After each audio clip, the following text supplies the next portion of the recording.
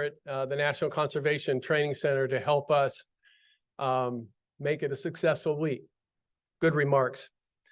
My name is Paul Schmidt. If I haven't met you, I intend to this week, and I serve as the Executive Director for the Road to Recovery. During my career, I served with the Fish and Wildlife Service for 33 years, and I retired as the Assistant Director for the Migratory Bird Program in 2011. I then worked for Ducks Unlimited as a Chief Conservation Officer until 2017.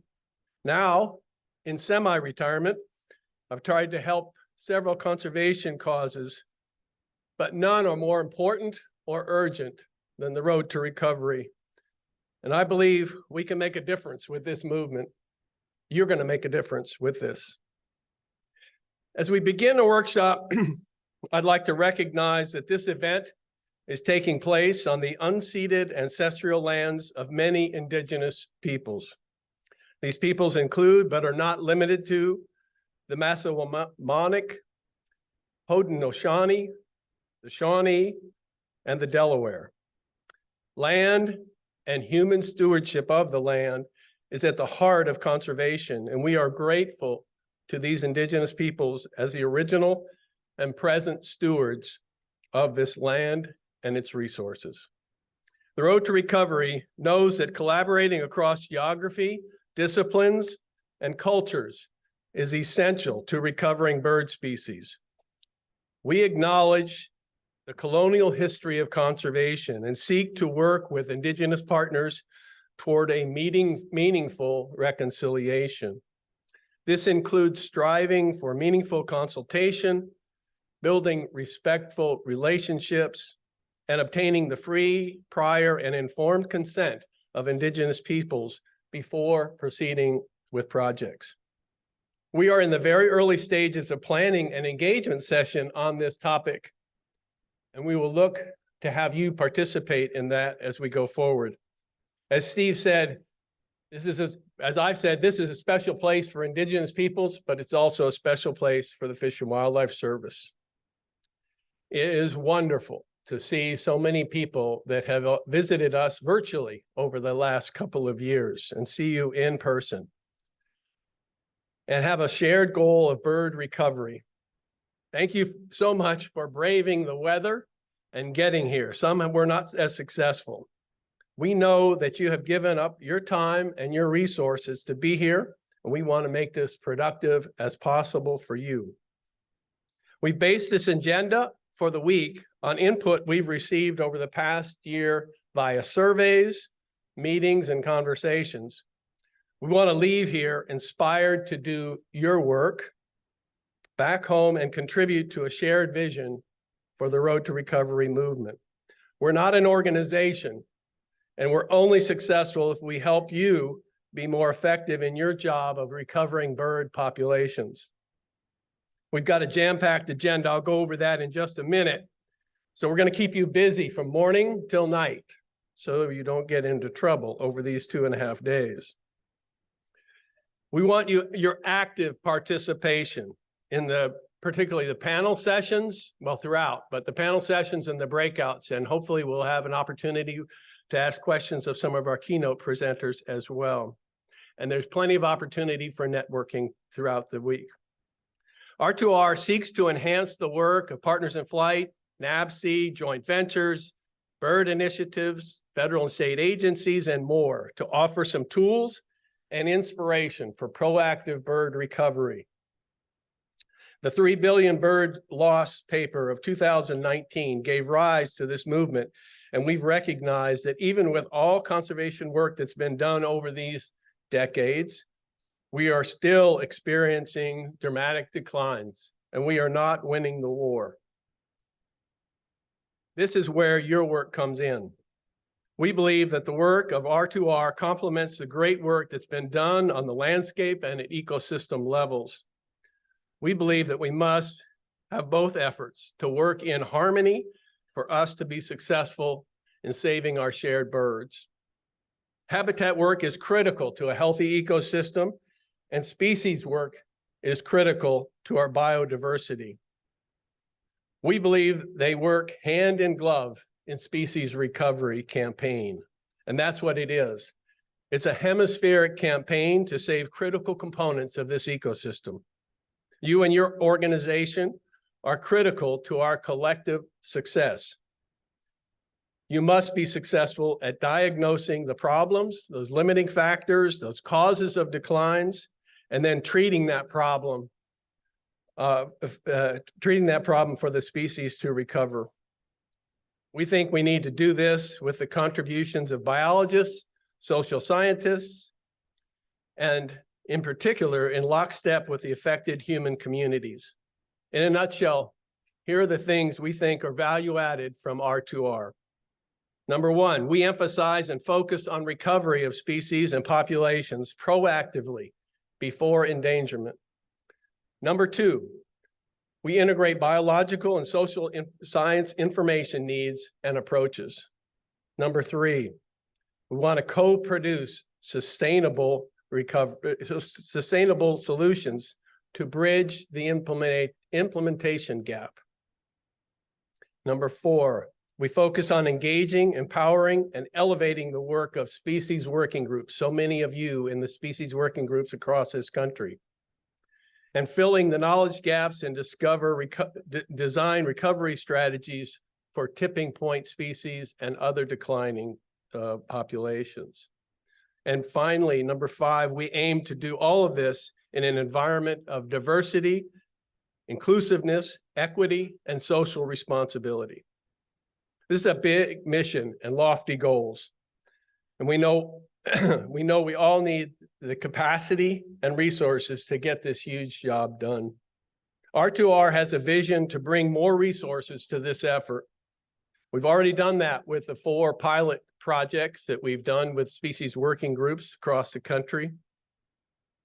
By continuing to communicate these needs to public and private funders, we hope to add capacity to what you're doing. R2R aims to be lean and call attention to your needs to gain the needed resources for your recovery work.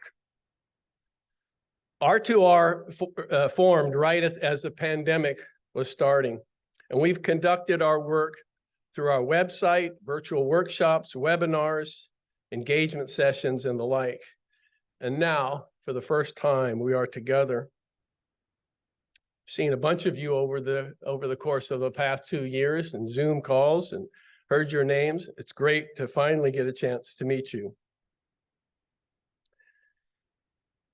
Before I introduce the first speaker, let me advance and thank our big contributors, our funders to the R2R movement.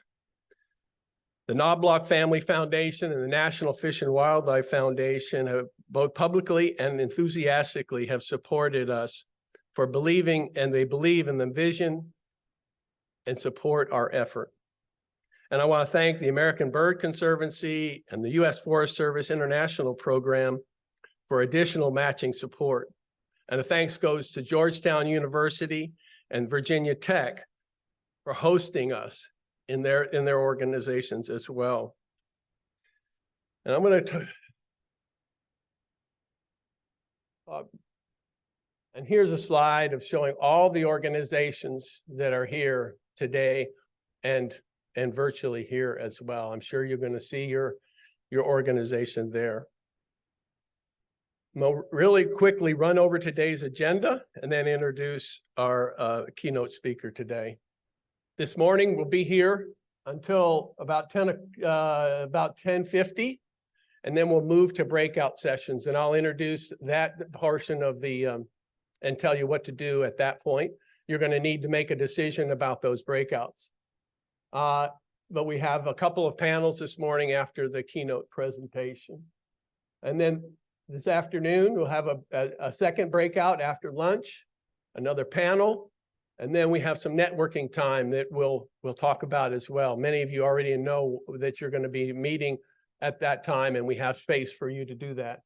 And then dinner, and then we close with a very important presentation tonight at 7 o'clock back here in the auditorium. We've got somebody coming to give, Peter Kasner will be here to give you a great presentation. And now let me introduce our next and first speaker of the day, really, our keynote speaker. And I know you hear this many times. It's like my honor and privilege to introduce this speaker. I really mean that here. Lynn Scarlett has served as the Global Chief External Affairs Officer at the Nature Conservancy from 2013 until 2022, where she oversaw and influenced climate and conservation policy in the United States and the 79 countries where TNC operates. Prior to her role at the Conservancy, Lynn served at the U.S. Department of Interior, where I met her in 2001. She was there throughout the George W. Bush administration, including serving as the Deputy Secretary, which is the Chief Operating Officer. She also served as the Acting Secretary of Interior in 2006. She's chaired the Science Advisory Board for NOAA from 2014 to 19, co-chaired the Landscape Conservation Cooperatives Council during the Obama administration. She serves on the advisory board of Cornell Lab of Ornithology, chairs the Dean Advisory Council of UC Santa Barbara. She serves on boards of the National Wildlife Refuge Association, the Sand County Foundation, Yellowstone to Yukon Conservation Initiative, Santa Barbara Foundation, and more. Lynn is an author of numerous publications on environmental policy and conservation. She's a lifelong avid birder. Tells me she wakes up early every morning. She's a very accomplished artist and photographer. I'm blessed to be able to see her work in my living room every day. She's a conservation champion in the true meaning of the word. She was there for us during the Bush administration, I can assure you of that.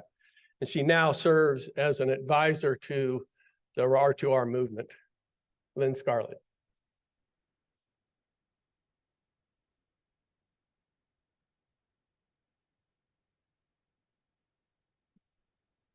Good morning.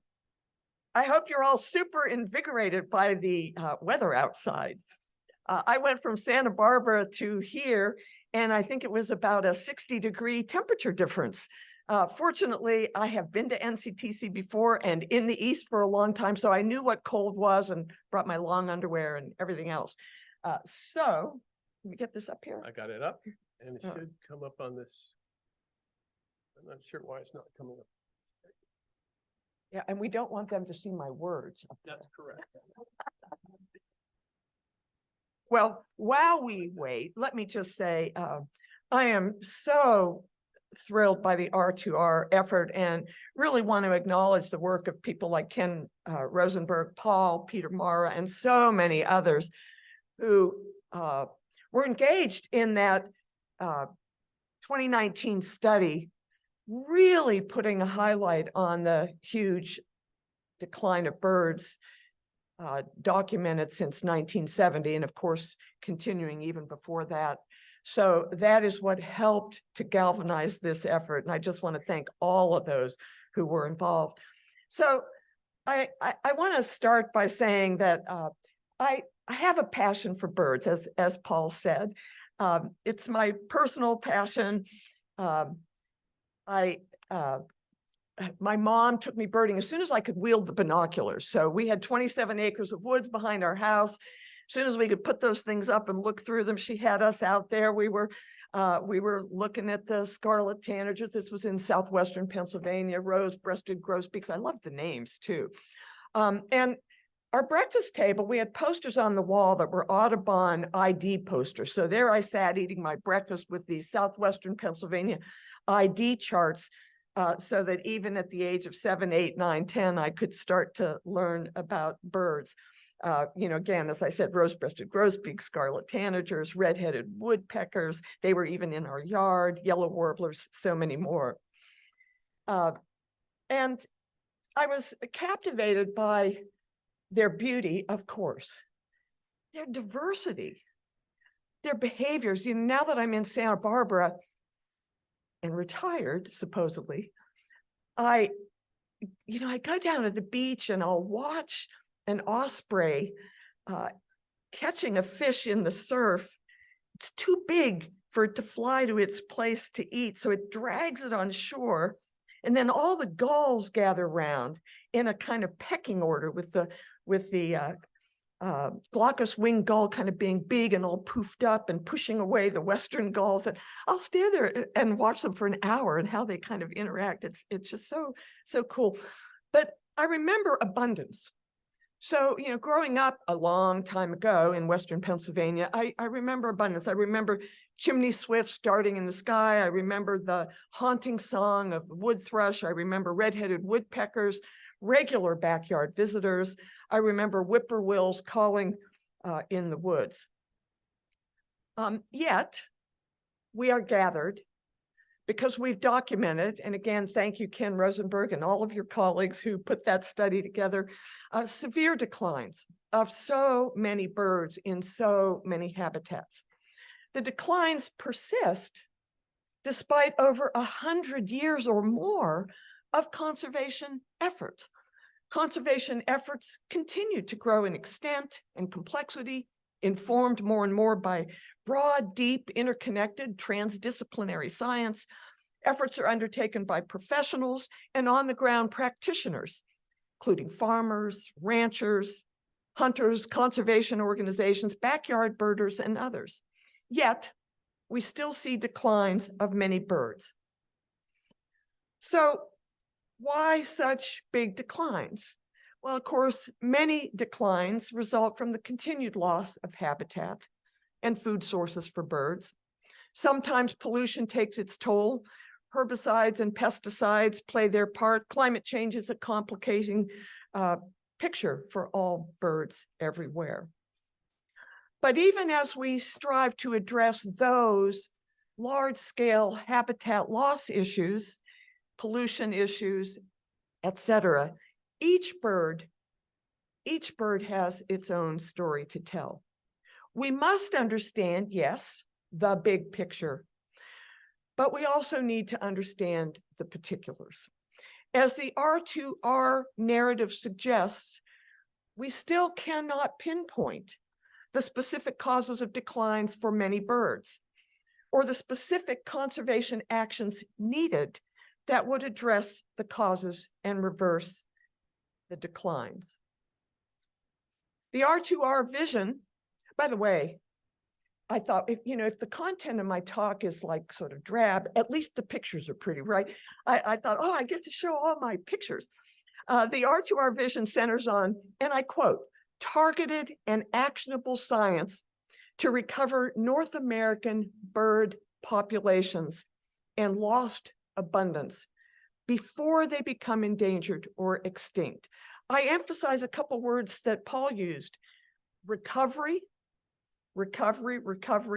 and before they become listed as threatened or endangered. The vision includes engaging a broad spectrum of participants, many of them here representing so many groups. What an awesome chart that was, Paul, to see all the different groups participating, and I know there are others.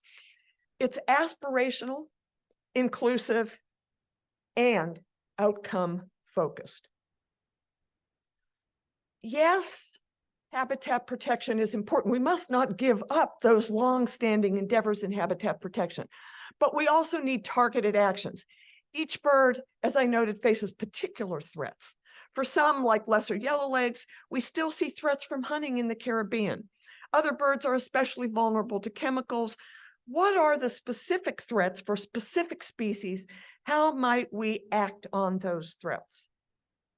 The R2R goal of, and I quote, demonstrated population recovery is distinct from a focus solely on habitat management or addressing broad threats. Both are important, but they're not enough. Each species matters. Here I channel Peter Mara. I'm not willing to see a loss of any bird. And that means we need to know more about the threats imperiling them to guide and inspire actions that they may flourish. As I thought about the R2R vision, I struggled for clarity on how to take the vision to action at scales and with the extent of engagement across many landscapes needed for durable and dramatic species recoveries. Of course, we have many instructive and encouraging examples of linking science and action for bird conservation. I've had the great privilege of getting out in the field and seeing many of these endeavors. One of the most inspiring engagements I recently had was with Partnerscapes, who's meeting here at this same time, a group of ranchers, farmers, other landowners, all engaged in conservation efforts. Last October, I went out in the field, went to 5 ranches, saw what they were doing. I mean, there's some awesome work going on. Many public agencies, federal, state, local, tribal, manage programs and partnering propelled by planning informed by science, with action shaped by this planning and associated priorities. Think of the migratory bird joint ventures exemplifying for many decades partnerships in bird conservation, or since the 1990s, prairie nesting waterfowl conservation and the use of thunderstorm maps, I love that name, to identify highest priority habitats to protect or to direct agriculture policy easements and fee acquisitions. Or consider shorebird conservation in Texas, in which agencies and organizations use habitat maps to prioritize wetland easements. The NRCS and its partners use science to manage rice fields to benefit water birds in the Central Valley of California and elsewhere. Grassland efforts that engage ecologists, conservation biologists, social scientists, economists, climate scientists, and range scientists help identify the strategic locations where action might be most needed and most effective. But I see a few dilemmas, each comprising complexity and presenting opportunities. I bring the lens of a former public official, a conservation practitioner, and an occasional social scientist. The first dilemma is what I think of as the different dynamics between top-down and bottom-up delivery of conservation action, and the different ways in which these two types of endeavors, both important, set goals, generate and use science, and promulgate action. On the one hand, numerous intersections of science and action illustrate how agencies and organization decision-making can flow from incorporating science into agency and other priority setting, planning, mapping, and funding decisions. On the other hand, bottom-up delivery of conservation actions often emerges from local development of and collaboration around shared goals. These goals center on direct needs of participants. The goals include matters like advancing soil health, removing invasive weeds, reducing erosion by restoring riparian areas, reducing risks of catastrophic wildland fire. These efforts may bring benefits to birds as byproducts of these other actions, but bird conservation for specific bird species is often not a priority goal. Such local efforts are problem-centered as identified by local groups. Good news is we see an efflorescence of bottom-up efforts by farmers and ranchers that are part of Partnerscapes network of landowners engaged in voluntary actions that blend economic, social, and environmental outcomes. At their annual meeting, as I mentioned, I saw some of the great partnerships underway during field trips to 5 ranches, saw regenerative agriculture in practice, saw riparian restoration, and more. We see the increasing emergence of these kinds of collaborative large landscape conservation efforts reflected among hundreds of participating organizations in the network for landscape scale conservation.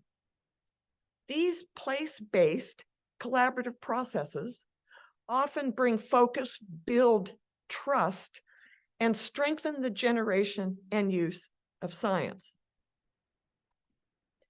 I think these efforts embody in many ways road to recovery principles that envision, and I quote, practicing actionable science and implementation intentionally in tandem, albeit they are seldom centered specifically on bird conservation. To my mind, these efforts present a big opportunity for R2R.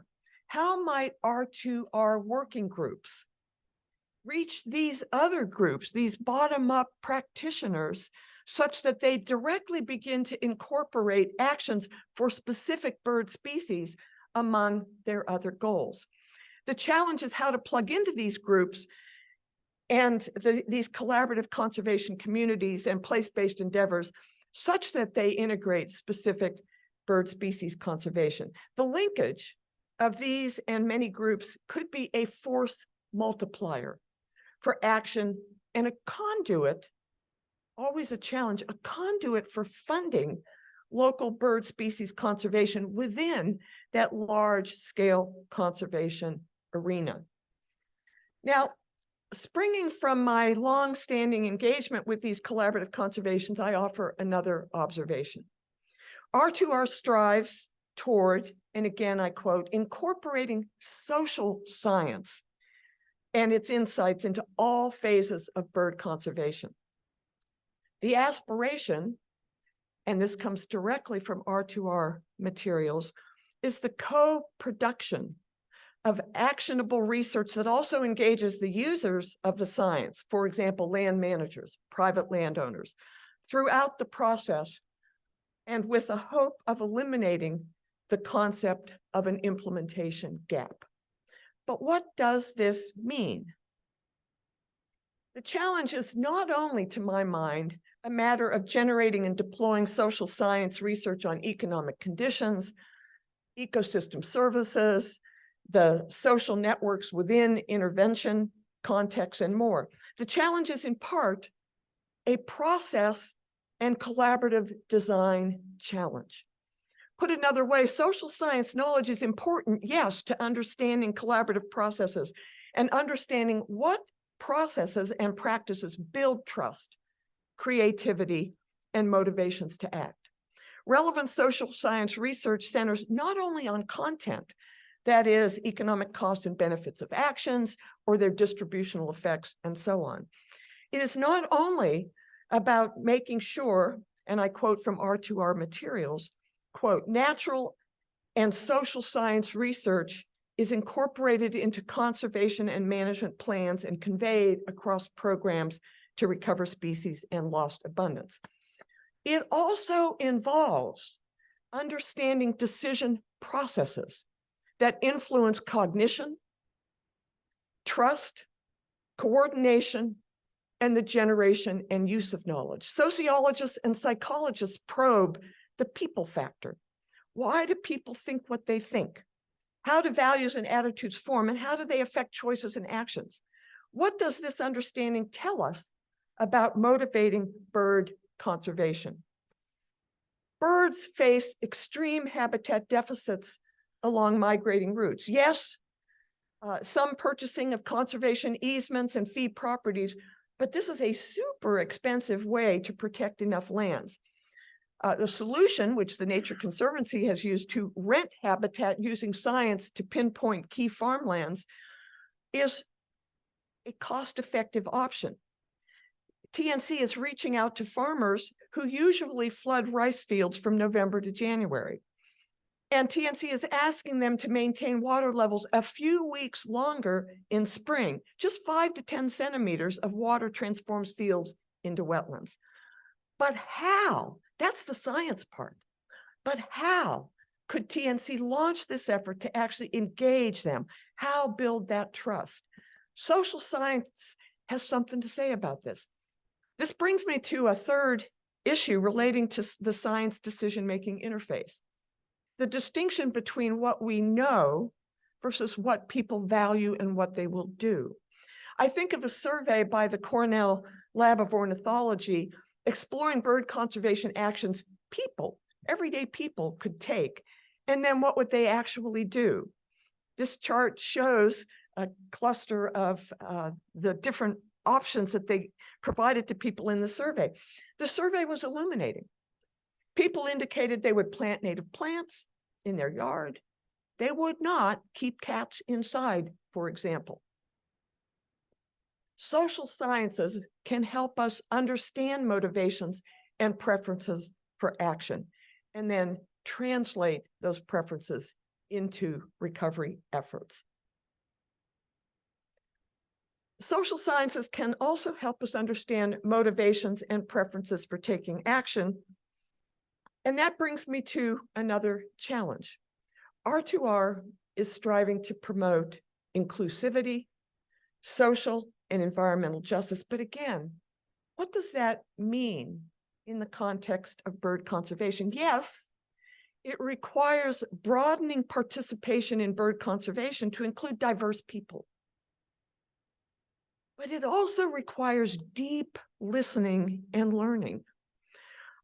As in efforts, for example, now underway with some R2R folks to work with Caribbean communities to understand bird hunting practices and co-create solutions that protect birds and meet the needs of those local communities. All those considerations describe elements of science and action complexities. They reinforce the importance of systems thinking. You know, the focus of R2R on specific species, their specific threats and the specific actions does not do away with the importance of situating those specifics in a larger systems context. Even as R2R focuses on the particulars of individual species, the threats to them and relevant conservation actions, it's important to see the whole as well. I'm encouraged by the extent and diversity of R2R participation to date. I'm encouraged by the extent of that participation. The Evening Grosbeak Working Group, for example, has over 60 core group members participating from across the US and Canada. Core participants come from nonprofits, government agencies, universities, conservation groups, but the group also includes community members, business owners, foresters, and other non-scientists. Conservation actions, as we know, can impact people, their traditions, their communities, and their livelihoods, affecting some more than others. The Blackfoot Challenge in Montana describes its approach to conservation as partner-centric rather than biologist-centric, underscoring the organizer's perspective that trust building and coordination are precursors to effective action. They describe partner-centric conservation as emerging through social processes and collaboration in ways that bring together local knowledge, technical expertise, biological knowledge, and socioeconomic values. Now, those gathered know this. You know that all conservation must engage people. And all of you are applying this wisdom in many partnerships. As I noted, we see an efflorescence of place-based conservation, applying caring hands to lands, waters, and wildlife. Can R2R plug into these, thereby amplifying actions? What pathways can link R2R endeavors and the knowledge building underway with ongoing collaborative actions so that we are not reinventing the wheel, but embracing what is and using it to advance bird recovery? But what else is needed? There's an old adage, what gets measured gets done. Do we need policies that specifically focus prior to endangerment or individual bird species conservation and recovery to prioritize some conservation funding? That is, not wait till a bird is listed as threatened or endangered, but in advance and looking at the work of R2R and others, invest in these endeavors now. How can we secure funding for the monitoring so essential to understanding if actions are yielding results? I remember when I was at Interior, every year, putting in money for monitoring And every year, OMB would dutifully remove it. We got to transcend that. You know, there's no ribbon cutting exercise in monitoring, but it is so critical to knowing whether the investments we're making matter. How can we pivot and get funding for that needed monitoring? We have many decades of conservation commitments that continue to benefit birds, other wildlife, and their habitat. Yet, so many birds, as I started the talk and as Paul noted, are experiencing steep population declines. So more is needed, and attention to species details is essential to what Peter Mara refers to as filling the gap. That is why R2R is so important. But the success of R2R will depend on both knowledge and people taking action.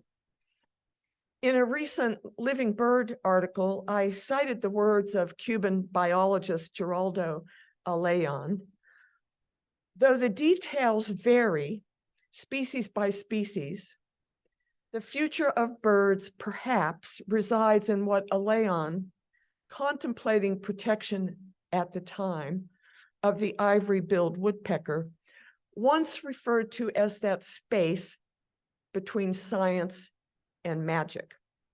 The science can guide us. The magic resides in the conservation commitment of each of us. Thank you.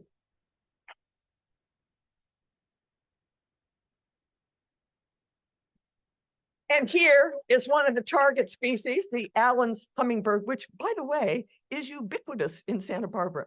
I can show you the exact bush where you can find one right now.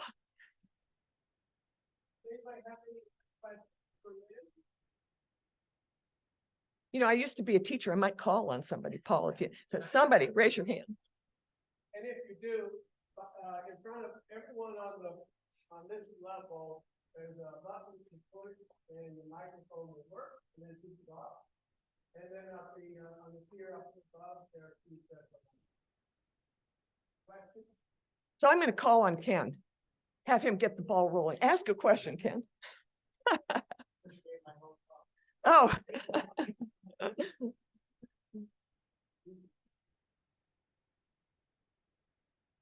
A real question. Yeah, a real question. Ooh, are we on? Yes. Wow. Okay. Yeah. So, yeah, I don't know if I have a real question. We're going to hear some of these themes repeated quite a bit, but it's great to have you with your experience up at the top and being able to identify real barriers like OMB and some others that have been impeding our work. But no, I don't have a real question yet. One thing I will tell people is that the Partnerscapes group is here meeting now. A great set of people to try and meet while you're here, because they are really concentrating on conservation, on working landscapes, and very dedicated to incorporating science into their thinking. And I think very open to saying, you know, have you thought about these birds on those grasslands? And here's what you ought to do about them. So, you know, try to make those relationships. Paul, you look poised to say something. I'm going to ask, I'm going to make a couple of remarks and then a question. And the first one is, if you ever got the monitoring through OMB, the Congress would certainly take it out, right? Because there's no ribbon cutting process there. The question is, and by the way, Partnerscapes, we're meeting together and the panel in this afternoon. Excellent. So we'll all be together, and the several of the breakouts will have Partnerscapes with us for, and it's so far the most popular breakout session. The question is around funding. That's something that I'm sure is in everybody's mind. It's something that we all are challenged with at various levels. I don't know if you have any, you know, little nugget that you pull from your experience that would help us think about that. Yeah, funding, of course, is a challenge, ever more a challenge. One of the reasons that I referenced the Network for Large Landscape Conservation partnerscapes, and so forth, is that philanthropy organizations tend to cluster around themes of the day. So do agencies. And right now, a big theme of the day, and it is an important theme, is large landscape conservation. And that is why I think if R2R can team up with some of those endeavors and build funding for the R2R bird species work within that context, it might be a smoother prospect than trying solely to go for the bird species on its own. So that is one thought. You know, and an additional observation to that, poor Fish and Wildlife Service, I mean, they're so stretched thin, have nowhere near the funding that they need. And so it's very difficult for them to even eke out funding for recovery plans for the listed species, let alone then trying to fund some of the work for target species ahead of game. People understand why that's important. It's just that they're operating on a shoestring. So again, that's why I would say, number one, you know, climate and large landscape conservation are two big funding priorities across the philanthropy world, and at least in this administration, across this administration. So seeing how one can fit within that, I think is a potential opportunity. The other thing, you know, I sat down with Cynthia Martinez from the, who's chief of the Wildlife Refuge System, and we were talking about how she can articulate further funding for the refuge system. And though many of us see intrinsic value in birds, the natural world around us in all its multiple dimensions, many funders think about their constituencies and the people dimension. And so really building those partnerships and really also striving to articulate why some of those conservation interventions for specific species are also beneficial to people, I think is an important theme. Now, there's no guarantee there, but those would be, if I were still in my budget seat at Interior, that's what I would push.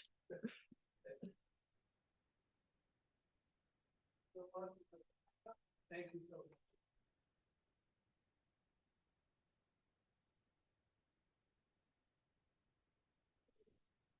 All right, first panel today will be Integration of Biological and Social Science for Species Recovery. Ashley Dare, come on down. Thank you.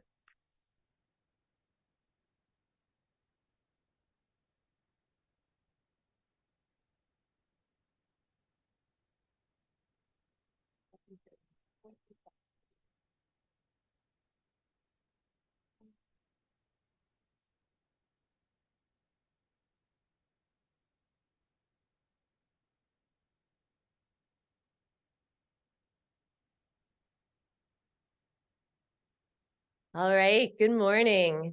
Thank you so much, Lynn. Really appreciate your remarks, and you've set up our panel very well, so we appreciate that greatly. Today, we're going to be talking about the integration of social and biological sciences for species conservation. And I have the honor of moderating this session with a great group of panelists.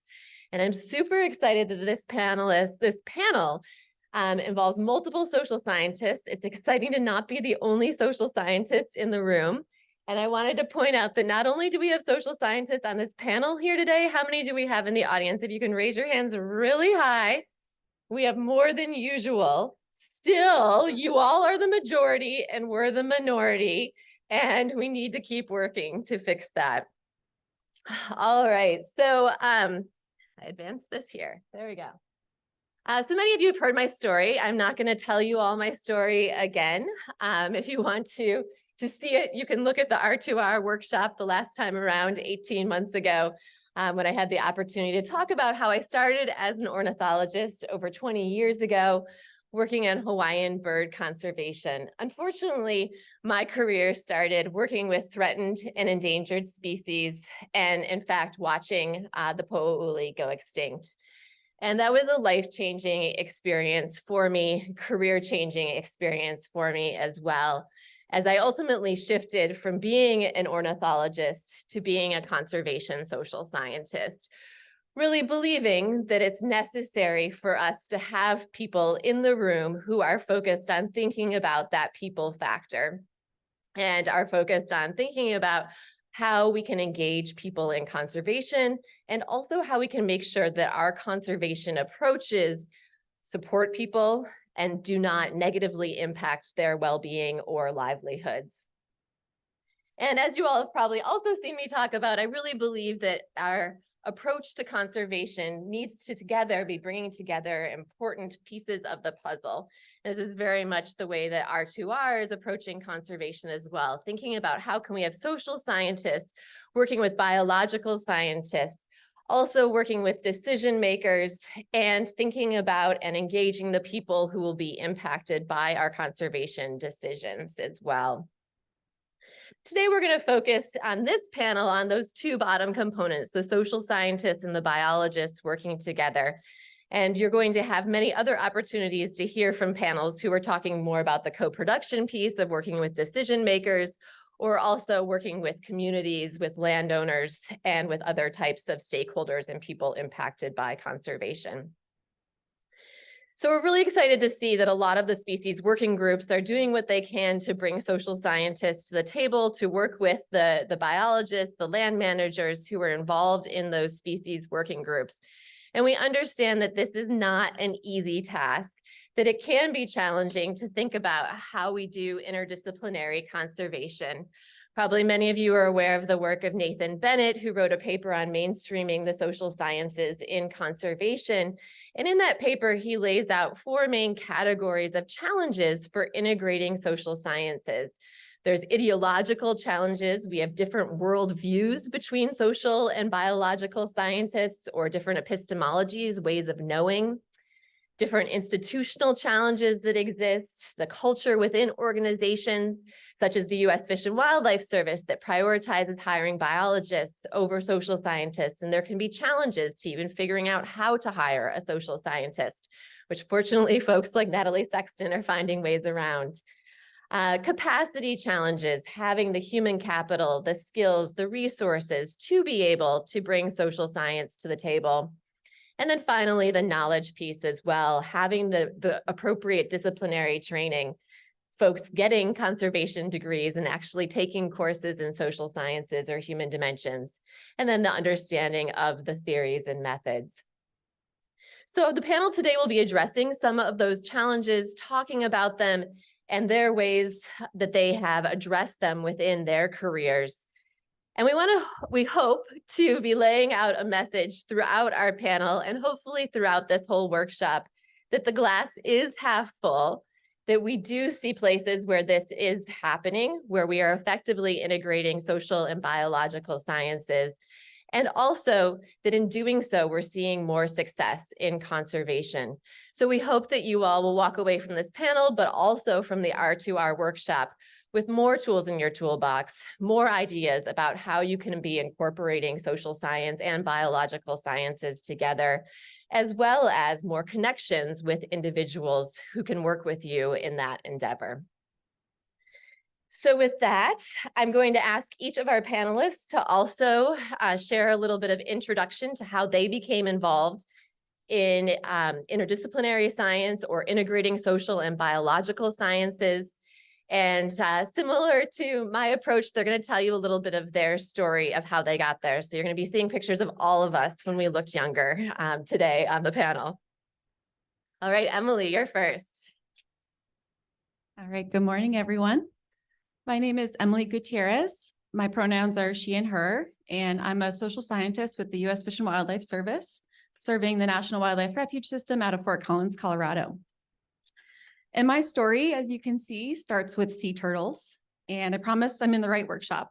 I know this is about birds, but go back enough years and they're close enough. But in 2012, I had the opportunity to study abroad at the School for Field Studies in Turks and Caicos Islands. Tough gig. And I was selected to work on a directed research project for the last month of my semester on a mark recapture study of sea turtles. And then fast forward to a few years later, after college, my first job out of college was working on the conservation team for the Walt Disney Company. So this primarily involved population monitoring and nest monitoring of threatened and endangered species and native wildlife in the state of Florida. So I was doing bird surveys, butterfly surveys, tracking tortoises, and more sea turtle research. So this involved, surveying the beach for nesting turtles and understanding reproductive success for sea turtles in the state of Florida. And it involved a lot of digging in the sand. So really amazing position, but also some hard work there. And in addition to the nest monitoring, I led a sea turtle night watch program where we would bring people out to see a nesting turtle on the beach. And for me, this was really my aha moment. Next slide, please. So we undertook a program evaluation of our sea turtle night walk program, looking at how people's attitudes, knowledge, and their intentions to behave in a certain way and their sustained behavior changed as a result of this program. And for me, that was really this moment where I was like, wow, people make or break it. Conservation is a social construct in itself, and it doesn't work without people.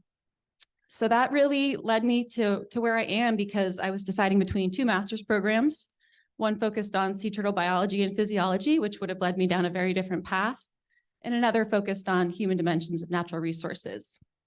And so after school, I had the good fortune to be living in Fort Collins, where the Human Dimensions branch for Fish and Wildlife is based. I drank the Kool-Aid, and here I am. So thank you all.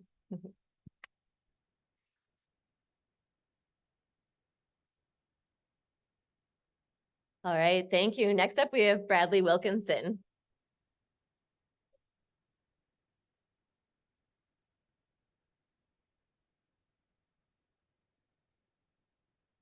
Great, thank you.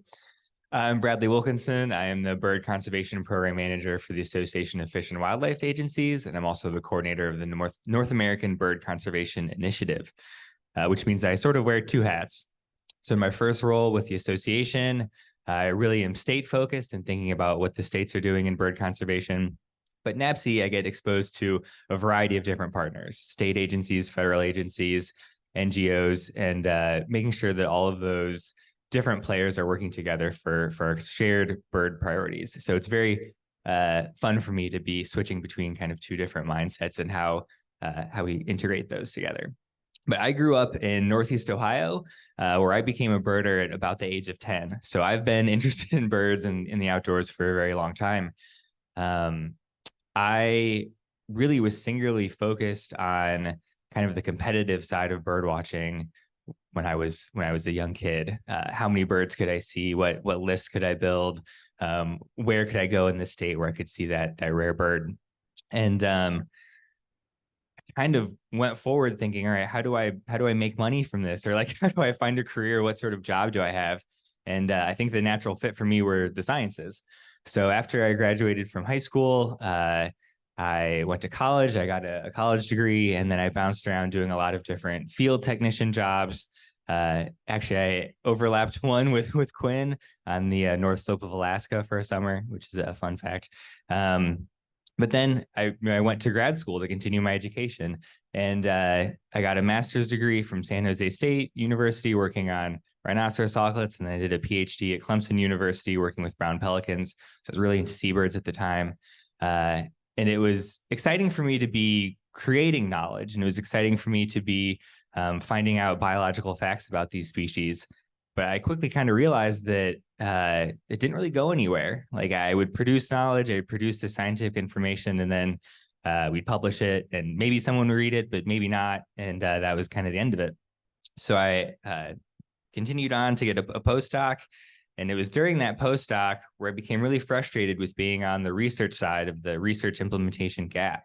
I really didn't see a way forward for how my biological expertise was being used for conservation good.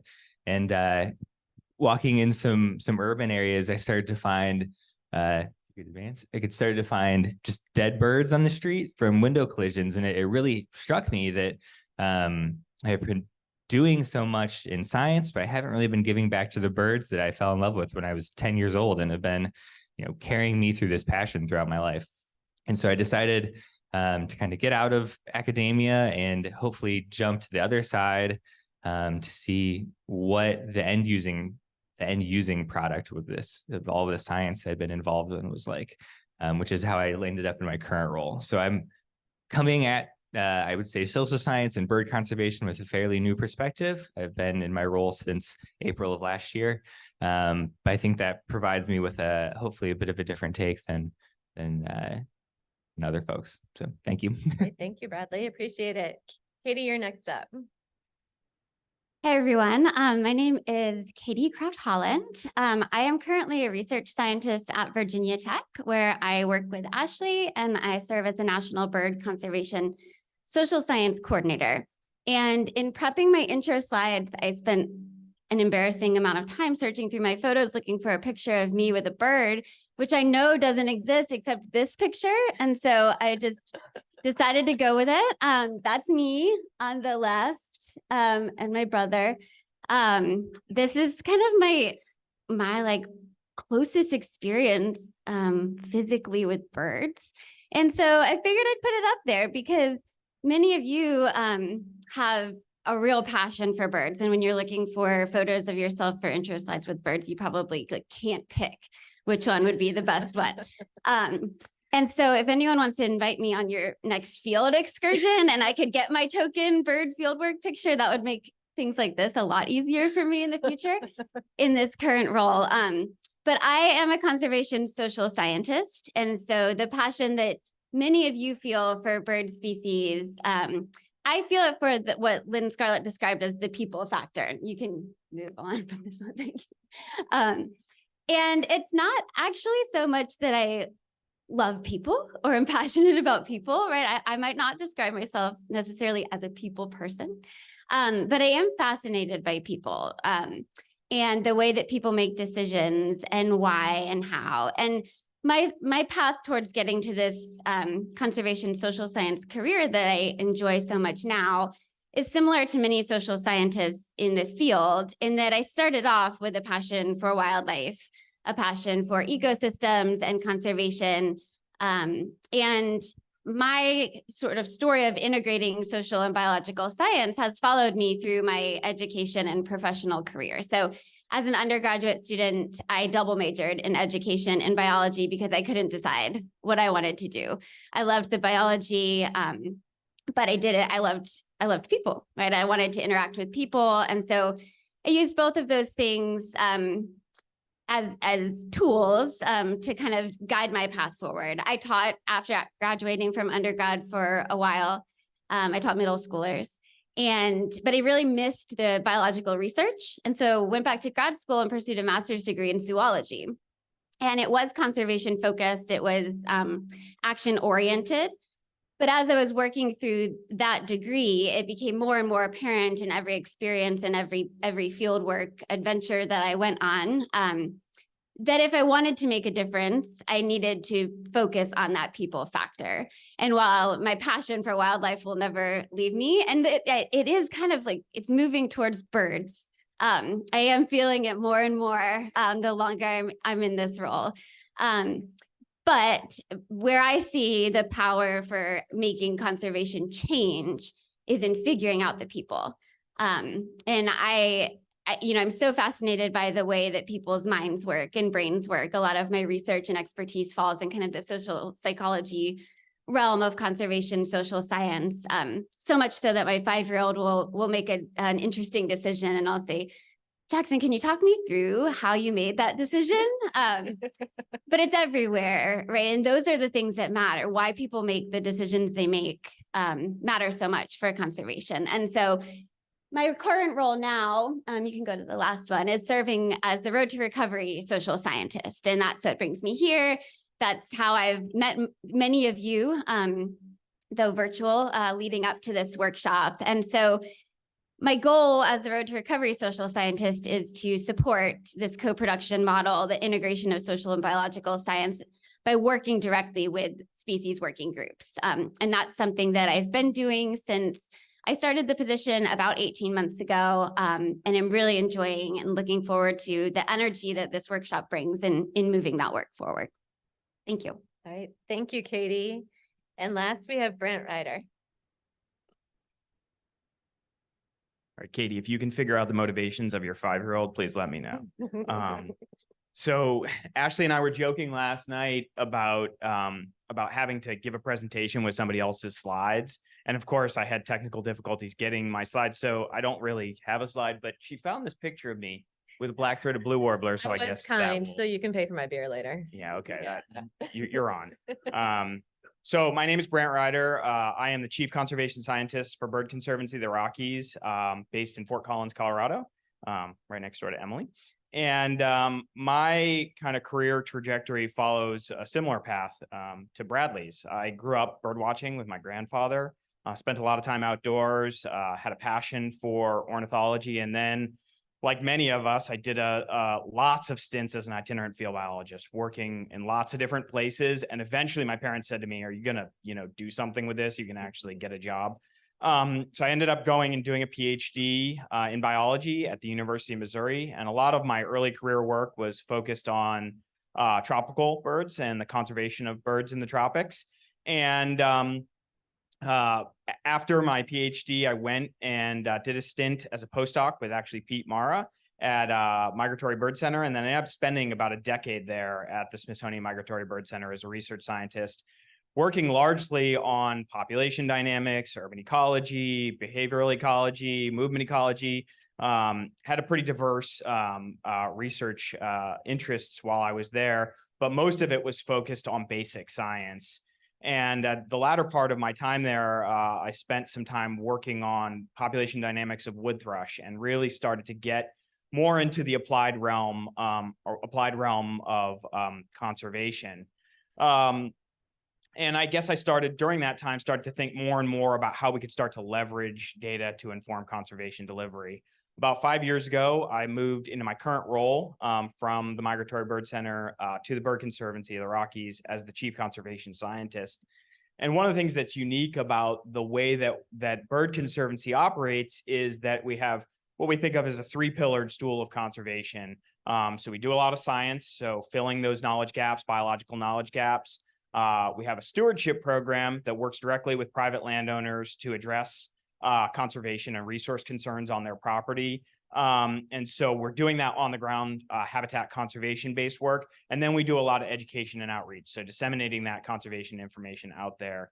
And we think of that as that 3-pillared stool.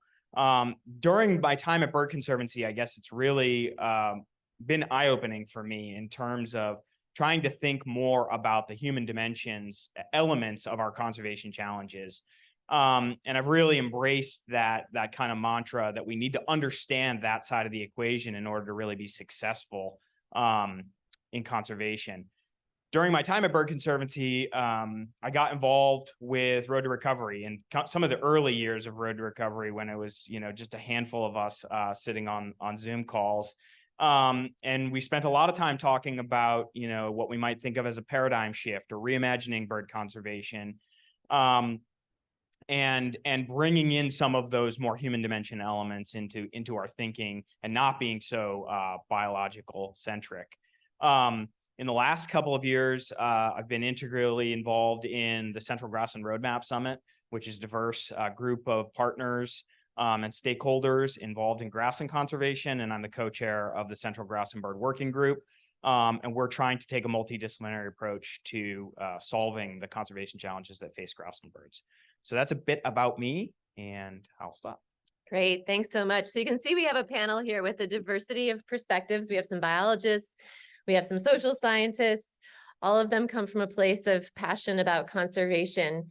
And I'm going to ask a few questions of them and give you all a chance to hear more about their thoughts on these topics. I also encourage you all to think about any questions that you have, and I'll be opening it up for that as well.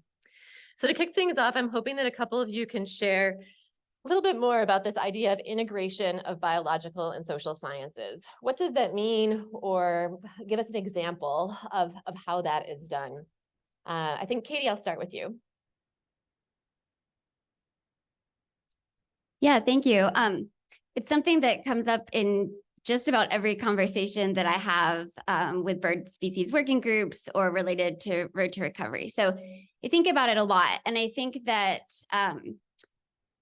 pursuits in any of the sciences, so whether social or biological, often start with a quest for knowledge, right? They're grounded in curiosity. And as researchers in all of those fields, that's what we're taught, right? In grad school, you spent a lot of time developing the right question, right? And finding out what we still need to know, what we don't need to know, what's most important in formulating your research questions. It's critical to research. And so when I think about biological science, social science for conservation, my mind first goes to that pursuit of knowledge. When I think about integrating the two, I think more action oriented. And so it's not necessarily finding the questions that have to be answered, but finding the path towards action.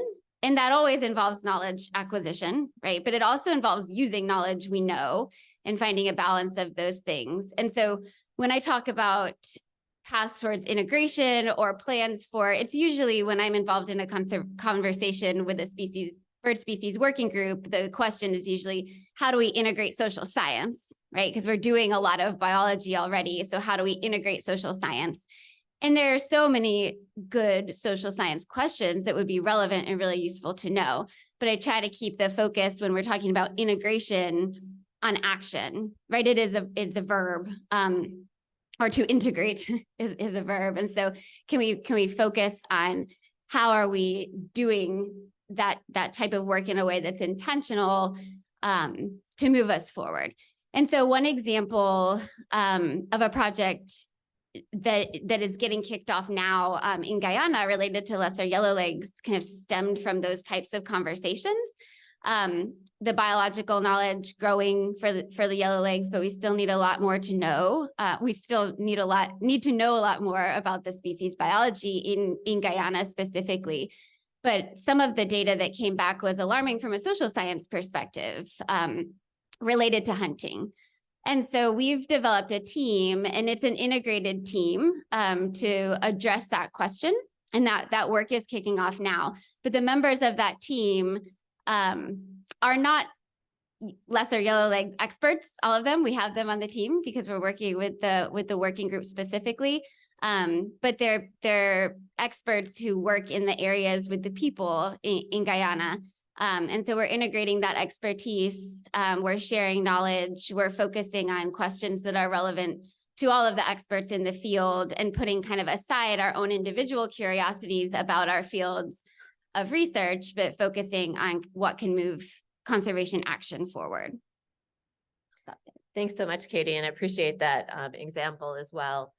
I think I'll turn it to Emily next, who also has a job where she spends lots of time consulting with folks on how to integrate social science within the U.S. Fish and Wildlife Service.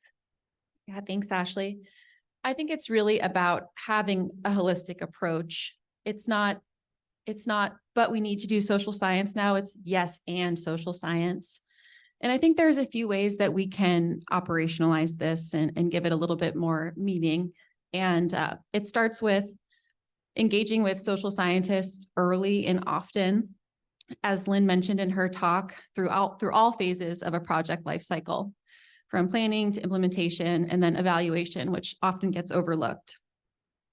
It's also about engaging in and funding interdisciplinary research projects, communicating the scope and contributions of conservation social science, And then lastly, building that social science capacity at all scales. So I represent 0.002% of the Fish and Wildlife Service as a social scientist.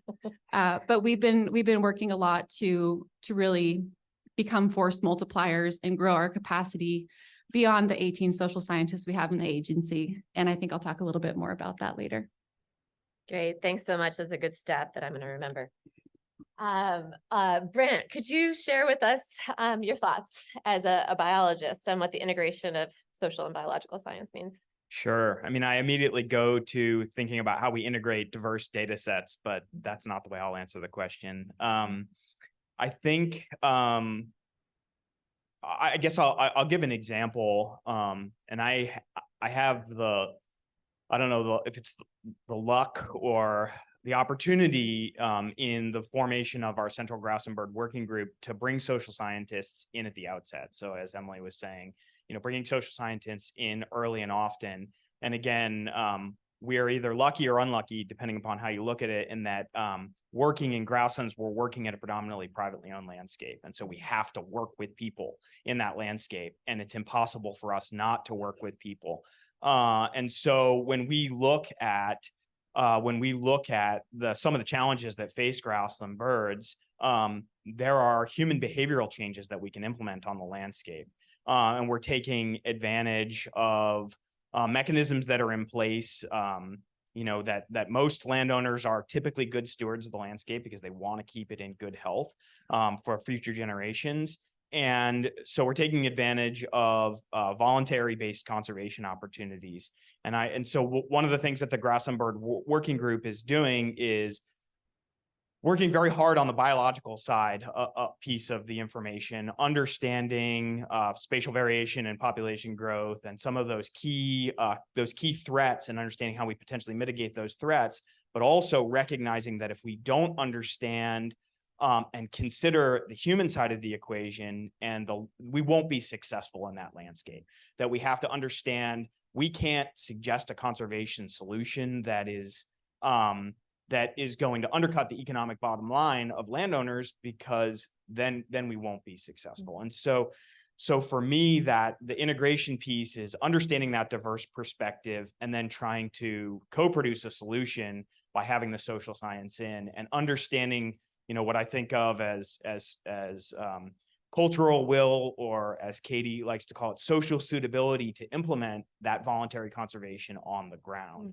And having those things working in parallel, I think, hopefully will result in a greater likelihood of success. Yeah, thanks for that example, and for also talking about how the Grasslands Working Group has been an excellent case study in how you can bring together those pieces, as well as the component of having landowners and indigenous populations together, which we'll hear more about. Bradley, do you want to share an example of how you're involved in integration of biological and social sciences? Yeah, I mean, I think at its best, NAPSI is a forum of organizations to learn from each other. And, over the course of my work with NAPSI, and as I've seen NAPSI kind of evolve, the history of NAPSI, it's really leaned into the social science component. And I think a lot of what's driving that are specific bird conservation organizations who have adopted social science, I guess you can call them best practices almost, and shared those examples of what they're doing with other organizations to learn from.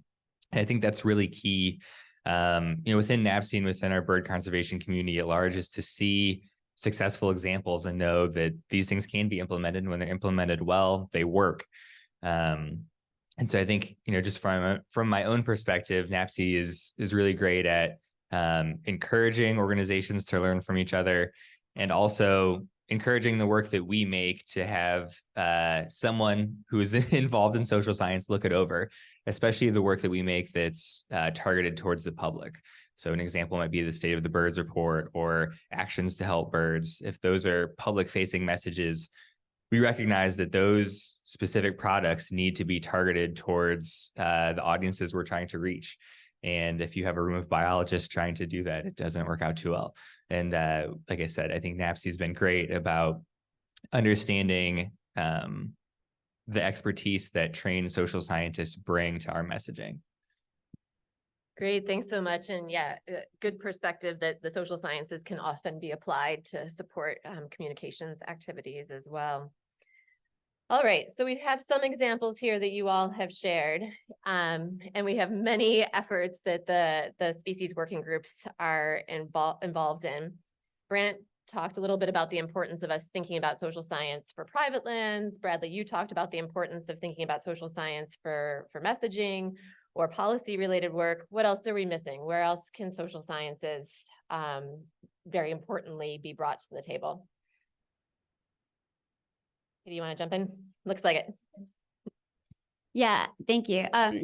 That's a great question. And I think that the private lands piece is huge and encompasses so many other topics within the social sciences. I think we have it really well covered at our workshop. And I'm really excited about the engagement with Partnerscapes. So looking forward to those conversations as we move forward. And then the communication and messaging comes up a lot in conversations. So moving past those, I think we'll have time to talk about those things too. Another one that comes up is focused around partnerships, I think, and not necessarily with individual people, but with organizations. And the issues that come with trust and with history of working together in conservation. And I think that touches on a lot of issues that come up in the context of diversity, equity, inclusion, and justice, but it also comes up issues of public trust and trust between the public and different agencies, trust between agencies, trust amongst researchers and conservation delivery teams. And I think there's a lot of history in all of these groups that sometimes I just, wish we could all just start over with our partnership building and our working together to erase some of that because it gets so deep rooted. So you have, two agencies trying to collaborate. All the individual people who filled positions where there was conflict 25 years ago have moved on, but there's still lingering resentment, tension, conflicts, and it really provides a big barrier to action and to forward progress. And I think that the social sciences can provide a lot of insights there in terms of addressing those barriers. We have one session in one of our breakouts that will focus on that issue of trust, which I think is so important. So seek that out. But that type of, between partnerships between agencies, and then it spills into engaging with the public. And I take pride. I mentioned that I have a background in education, and I'll always consider myself and be proud to consider myself an educator. And I think so much of it falls in that field of education in how we communicate and share ideas with each other in a respectful and supportive way. And I think that's an area that seems tangential maybe to bird conservation on the outside, but it's really critical to address head on if we want to make conservation progress. Thank you. Who else wants to share a thought on important topics to address? Brant's grabbing the mic. Nope. This is where we have social science, biological science integration. Emily helps with the mic. This is where you need fingernails, apparently. Yeah, I just want to build on something that you said. I do think that the trust piece is a super important one. And I think oftentimes, in my world, we often put conservation at odds with the motivations and interests of people. And I don't think that they always need to be. And I think that one of the things that I've learned firsthand is that if you go to a private landowner or, a land manager and you lead first with birds, oftentimes that's not necessarily the best messaging. And starting with understanding their needs and their motivations. And I think that this is where social science plays this key role is an essential element of success in building that trusting partnership.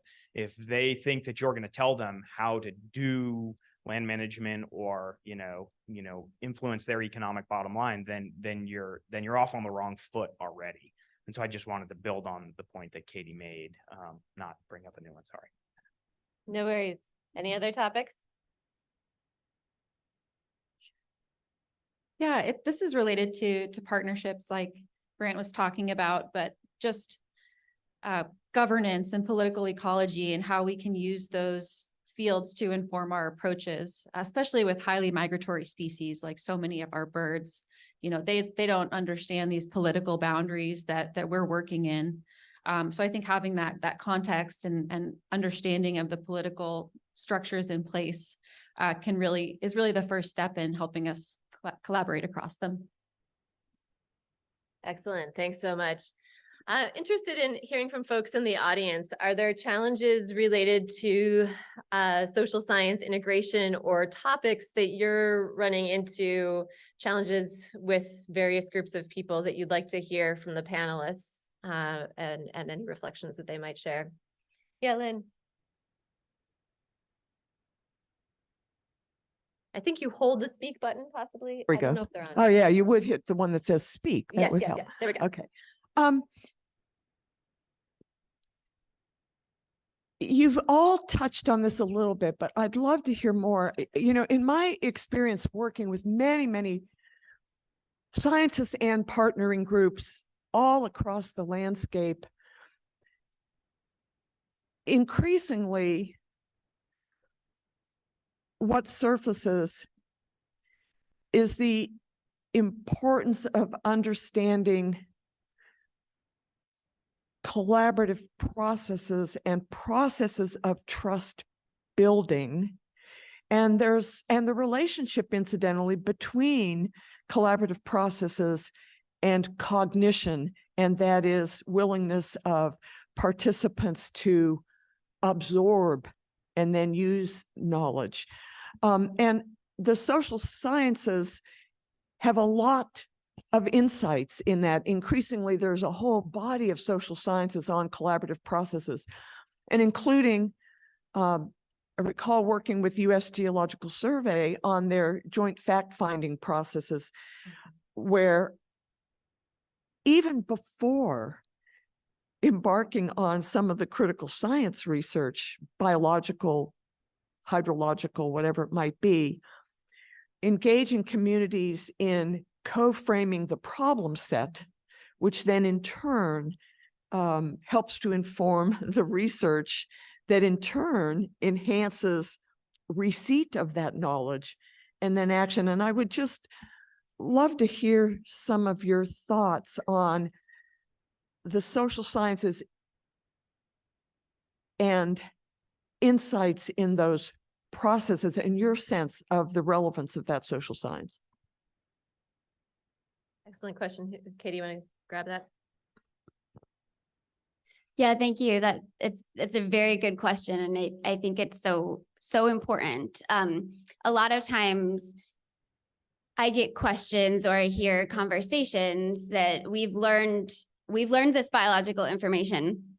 And the question is, how do we get people to do this? So we learned the biological information, right? And we know we can pinpoint, okay, well, it would help if people did this behavior. So how do we get them to do it? Or the step further for the question is, how do we get them to care? Right. And it's usually in the context of my current work about this particular bird species and this particular problem with this particular bird. And my response is often not well received. And it's that they might not care.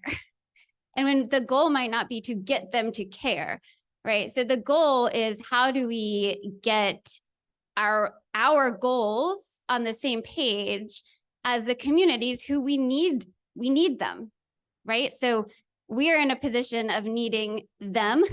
And so we have to kind of step back and try to start from a question of what are the interests, goals, needs. It depends on the context completely, right? Which kind of bucket you're starting in. Are local needs met in the community? Are you working somewhere in upstate New York where you have all kind of basic needs met in a community? So then you can move on to focusing on like community interests and things like that when you have those initial conversations.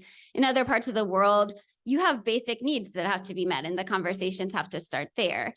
And so in partnering with local communities, with the general public, by the time we want to partner, we're often way past where a productive starting point would be for a partnership.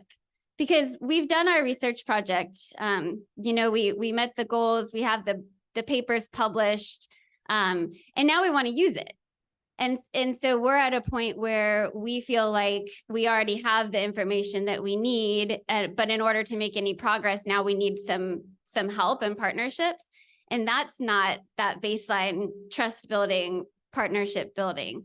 And so, the ideal framework, I think, has been demonstrated in a lot of places where this idea of co-production is not an idea, but it's actually happening. And so there's engagement meetings that would happen between partners that don't have the end goal already. And that's just hard. And it's especially hard when we're focused on something like one particular bird species, because of course we have the end goal already in our mind. And so it's counterintuitive and it feels unnatural. I think for a lot of people, it feels like a waste of time to step back and to have conversations that may take you in directions that are not perfectly on target from a biological perspective or from a behavioral change perspective that you want. But I think the examples of this kind of baseline true co-produced conservation model work. And not only do they work, but they're sustainable. And so you don't just have one outcome that happens for 6 months, but you have a sustained conservation partnership that can weather changes, that can adapt to new challenges, and that provides a base for conservation decision-making as a team. That oversimplifies a very complex situation, I think, that exists everywhere that we need to do conservation, but it's critically important. Yeah, to add another layer of complexity onto that as well. I think from the biological side, there needs to be a rethinking of how we reward scientific production, and especially in our academic circles, how we reward career advancement. It's well documented that a lot of conservation research is produced to exist only as theory and never move beyond theory. A lot of that is because, like you're mentioning, there's no co-production of questions from the outset, or there's no collaboration with end users about what they want to see. And part of that is because a lot of that research doesn't make its way into high impact journals and doesn't get published or talked about at our biological meetings the same way that those projects do. And so I don't have an answer for what that reward system would look like, but it needs to be rethought how we prioritize the careers of our biologists who are interested in doing that work. Excellent points. Yeah, I want to add one other thought to that. I feel like within the conservation community, we have spent a lot of time thinking about how we can use social science for conservation. And I have been known to say something like, solving our challenges to bird conservation aren't about changing bird behavior, they're about changing human behavior. But I think another really important point that Lynn's bringing up here and some of these comments are addressing is that social science can also be done on conservation activities. And there are plenty of insights of the social sciences about how conservation happens, about how processes happen outside of conservation that are also relevant to conservation as well. And I think within the conservation community, we can do a better job of understanding those benefits from social science too, to improve our work and improve how we approach conservation. So we aren't just hitting our heads against the wall trying to change human behavior. So I do want to plug a workshop that I'll be leading this afternoon with my graduate student, Emily, where we're talking about how insights from our research that we've been doing on communities of practice can help inform how co-production is done. All right, so I think Paul was giving me a subliminal message by switching the slides that he wants to talk about barriers to mainstreaming social sciences and conservation. No, it's okay. It's okay. It's a perfect segue, Paul. So let's talk about these barriers to integration now. And And I'm interested in your thoughts from the panel. Which of these barriers do you find the bird conservation community is struggling with the most, or that species working groups are struggling with? And any thoughts on how to address that impactful barrier? Okay, go for it. So a barrier that I encounter often fits within the knowledge realm here. And Ashley mentioned we have different epistemologies and different ways of knowing, or different considerations of what science is. And I'll say this also applies to different ways of knowing, like traditional ecological knowledge. And I really want to applaud the workshop organizers, especially Katie. She came to me when this workshop was on the table and said, I really don't want to have a biology session and a social science session and have them separated. I want to infuse social science throughout. And I think that what I've seen so far and in the agenda, that they've done a really good job with that. And so my call to action for all of you is not to stay in your lane this week. So stay curious and ask questions that you may think are stupid questions. There are no stupid questions, and we need to make sure we are, continuing to push the bounds of what we feel comfortable with. So make a connection across disciplines and continue to nurture that connection once you get home. And I'll switch gears and just share a little bit about what my team is doing to address this barrier. And so one of our main goals for integrating social science is to increase what we call the social science literacy of our biologically trained practitioners. And so that starts with an understanding of, what the conservation social sciences are and how they can be applied, and then even goes a step further into having a basic understanding of, the tools and methods and things like that you could use. So we've developed a partnership with the National Conservation Training Center and have a whole human dimensions content area where we offer a number of courses for you to learn about different social aspects of conservation. We've also been working to develop and socialize tools to understand social information. So for example, we have our engagement wayfinder, which is all about engagement with interested parties and partners, a primer with resources to learn more and dive deeper into different techniques around collaboration and things like that. And also a tool that I'll be talking about more tomorrow in the tools session that gets you socioeconomic information about the communities that you work in. So I think just continuing to build that literacy is something that we're doing and will continue to do to address this knowledge barrier. Great. Thanks so much, Emily. Yeah, I mean, I'll hit on two of those circles. The first is capacity. I mean, I think we had people raise their hand, and we can still see that there's not enough social scientists in the room. And I know Katie and you probably get, uncounted number of requests to be in meetings and to have your perspective represented. And so I think there is still a capacity gap in terms of having social science support. The other one that I think of is from a data standpoint. I mean, I think collecting social science data at scale is extremely challenging. And we know that obviously human beliefs and motivations are diverse, and they vary, across landscapes that we're working.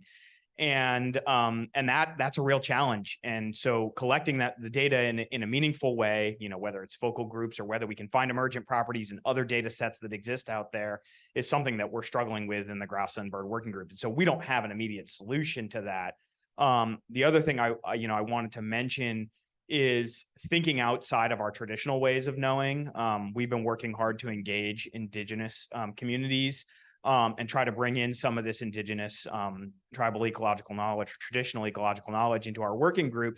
And that requires us to shift our mindset and shift our thinking about, value of information and how value of information can flow into a process and influence our conservation mindset. And so I think that's something that, we're grappling with. Again, we don't have a solution for it, but simply having that diverse stakeholder at the table and having that perspective, I think, is helping and eye-opening for us in many, many ways. So. Great points, Bradley.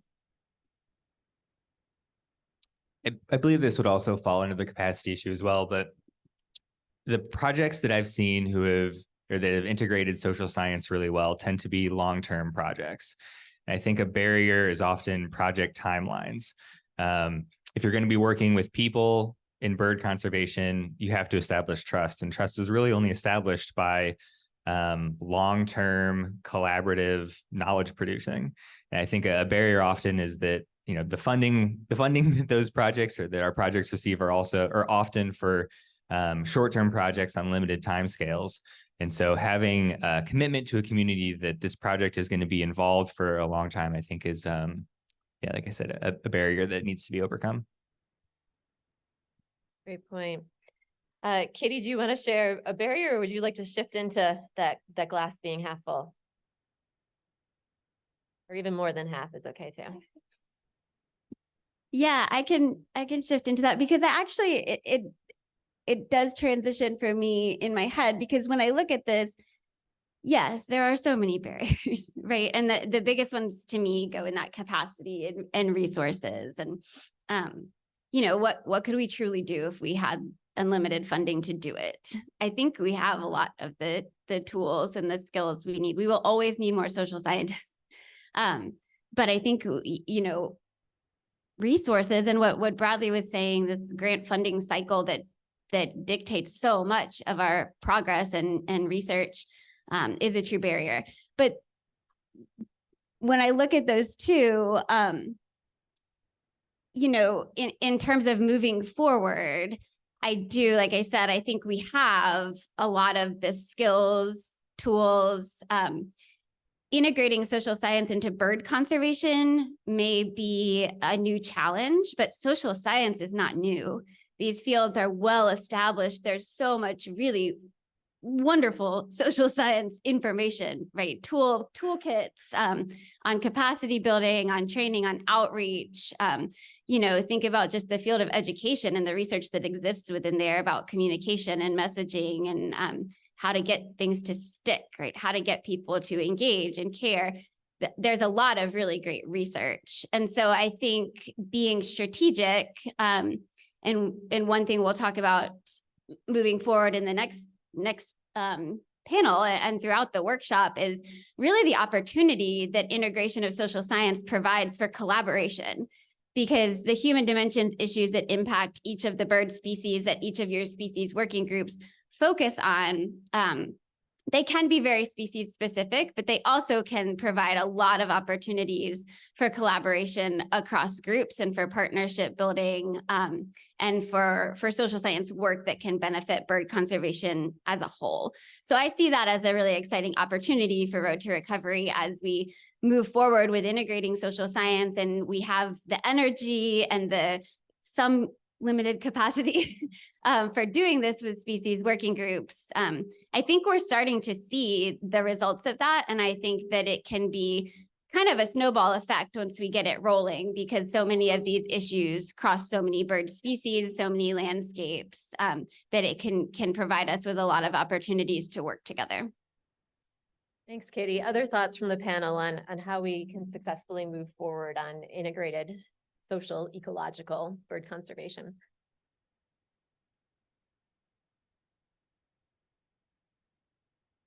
I would just add that, you know, no project is too far down the road to not have social science integrated. I think there's a bit of a misconception that if a project's already been started or it's already been conceived, that it's too late to add social science. You've already missed the ball, and that's not the case.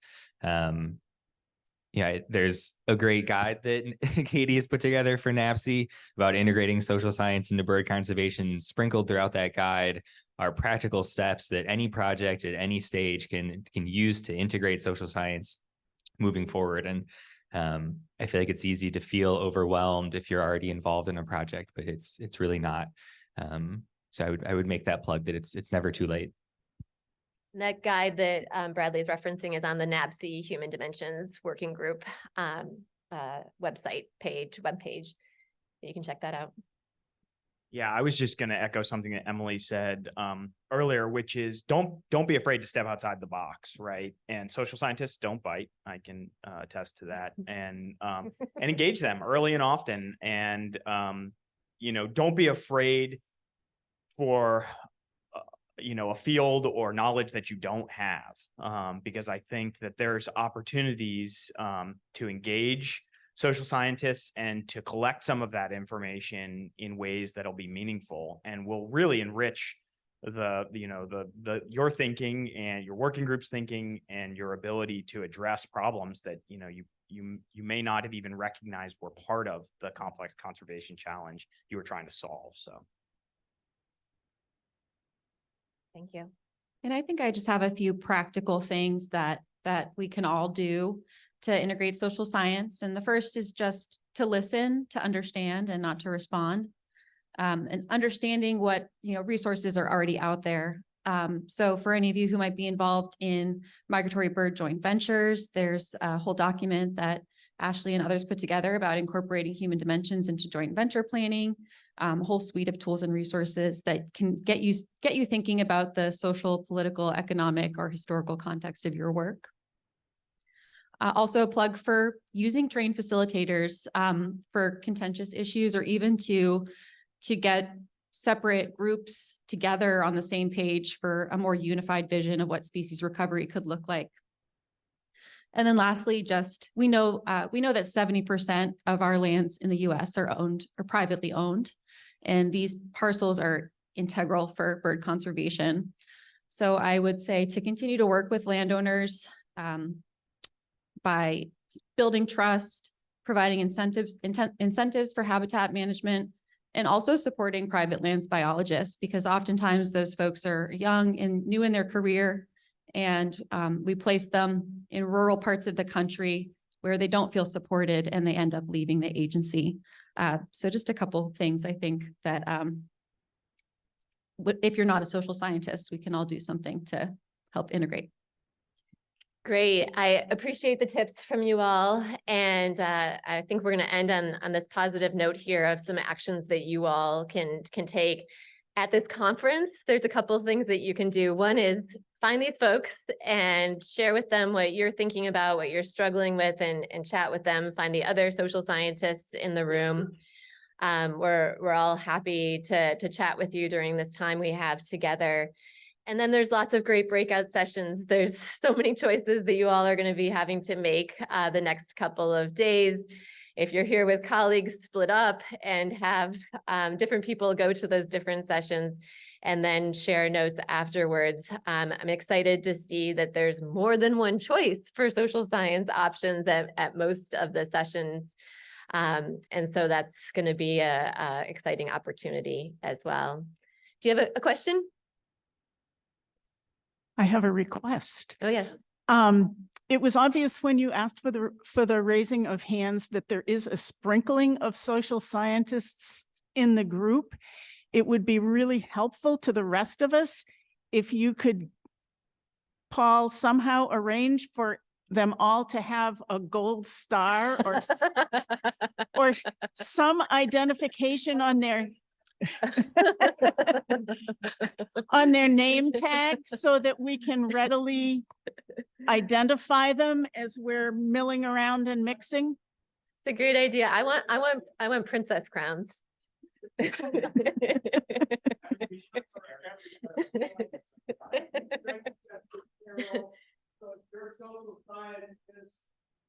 are your names? Our statements, put a big red some way. And raise your hand if you're a social scientist again. 1, 2, 3, 4, 5, 6, 7. Okay, you get a chance to All right. Thank you. And good suggestion despite our joking. All right, Paul. Thank you all very much. Great job.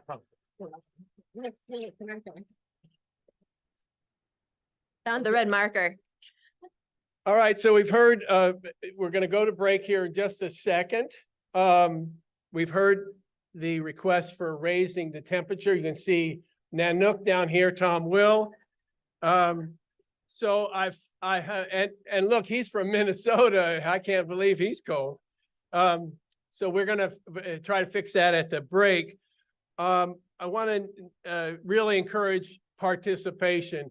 And And I'll also say this, that Lynn Scarlett, I meant to say this earlier, Lynn Scarlett's going to be here for the week. I encourage you to introduce yourself and engage her specifically because of her vast experience in many of these areas that we're talking about.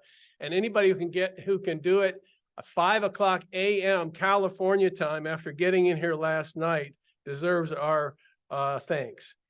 And speaking of thank yous, I want to do something real quick before the break, and that is to ask the Road to Recovery staff to stand up. These people who you know their emails, but you may not know their faces and get the chance to meet them. So I'm going to ask Quinn Carvey, Katie Holland, and Esmeralda Bravo to stand up. Introduce yourself to these folks.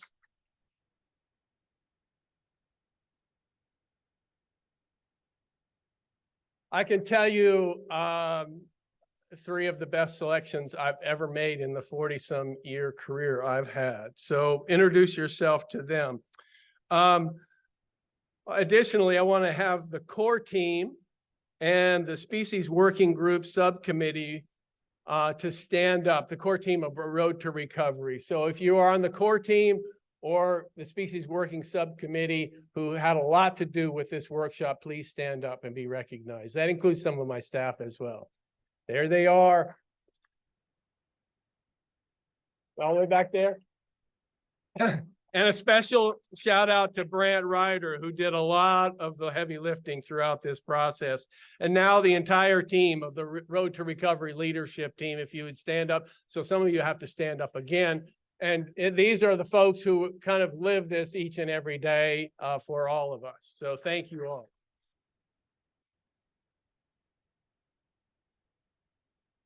All right, and you'll know that when you get to the hallway, it will be warmer. This is the QR code.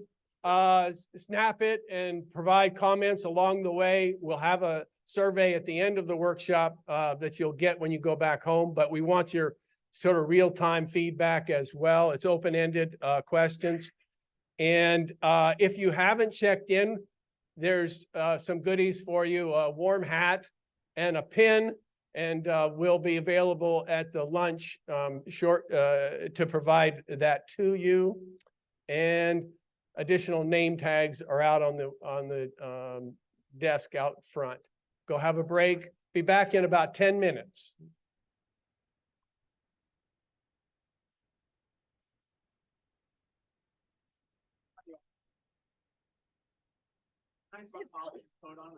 All right, it's not just me.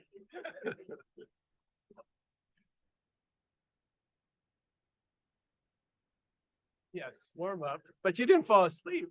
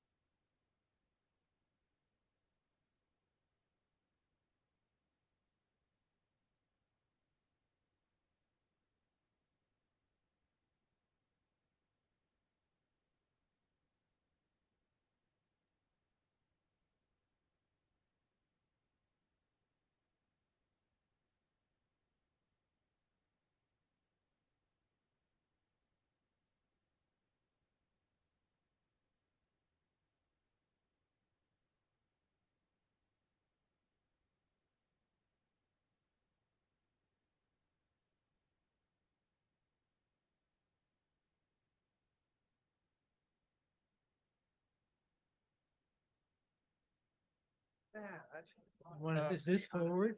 Yeah, that forwards. Okay, might be a little hesitation, but it's there. And that'll be, your, Place that I can look at now. yeah, your Yep. slide will Yep. be, your current slide will be on the left. Okay. Your next slide will be here. Yep. And your, if you have notes, they'll show up Yes, below the excellent. next. slide. Excellent. So that's the presented view. And And this then I is dropped where, Oh, do I have to give you my presentation? Like, get it to you, I don't- so we could use, yes, okay, so, Problem there, is this a piece in? yes. Should be like-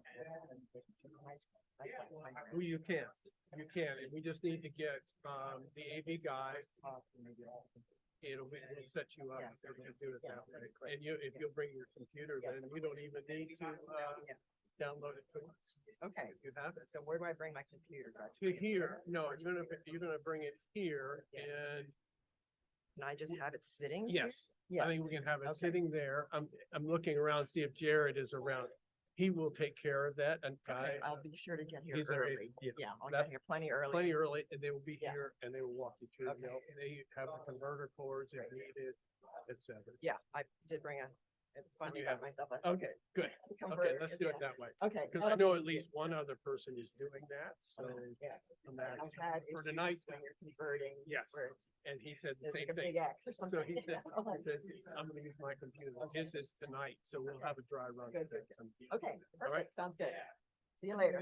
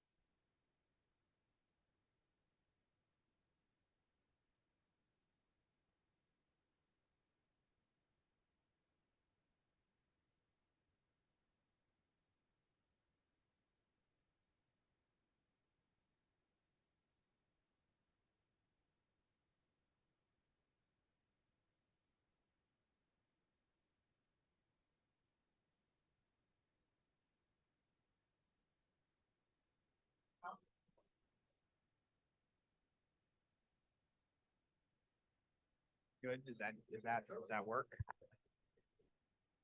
For you? Yeah, it's a little awkward, you know, looking know, back and we're forth, looking but back that's what everybody's doing. And, you know, so much of what we were gonna say in our intro stuff has already been said. Well, then you just make it shorter. Yeah, yeah, sure. I mean, I think that there's no harm in that. And And are we I gonna know- be I know- stationed here? yeah, I mean, I know Tom's giving me a hard time, but like, this is what I was worried about, like, nobody's gonna have any questions. So I'm freaking glad I came up with some questions. He was like giving me a hard time last night after dinner. Yeah, don't worry about that. Tom, no. He's like, yeah, well, I don't wanna have to think on my. Tom likes giving a ton of time. This was my five and I hit the name on it. Yeah, I'm just gonna here. You and Tom. And Katie. She just takes me. So you're gonna give Lynn's talk? We're on mic, so. Oh, we are? Like a fancy. I was, Is that from another meeting? no, I make up my own. Yeah.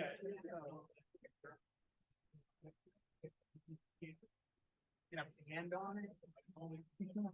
You're setting the bar high.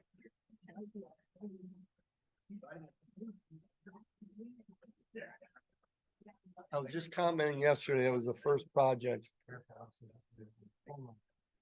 Yeah. I don't think I heard a word. That was my first project. Oh, I know. Oak Orchard. Somebody else here. Somebody last night who was doing those. Cold. Yeah. Yeah. You don't like the cold.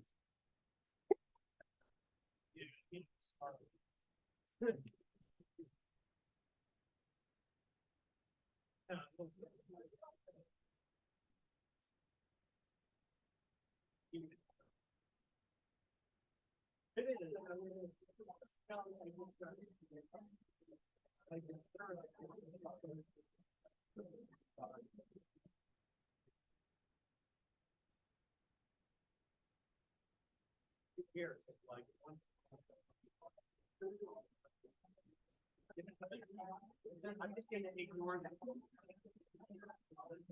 Now, is that for the whole session or for each of them? Is there any kind of timer for us to know? our own information? No, typically go into this mode and give you time. Some surprise. You may just have to. I mean, you get to say. Skater for others. I'm gonna try to trim.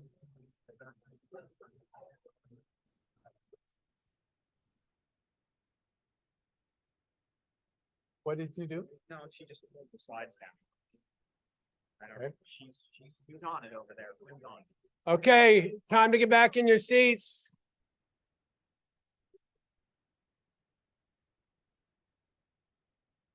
We got the next group coming up.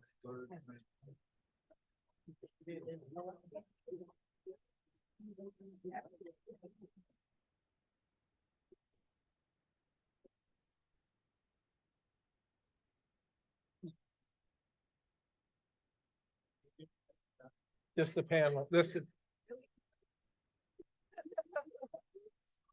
About 6 minutes.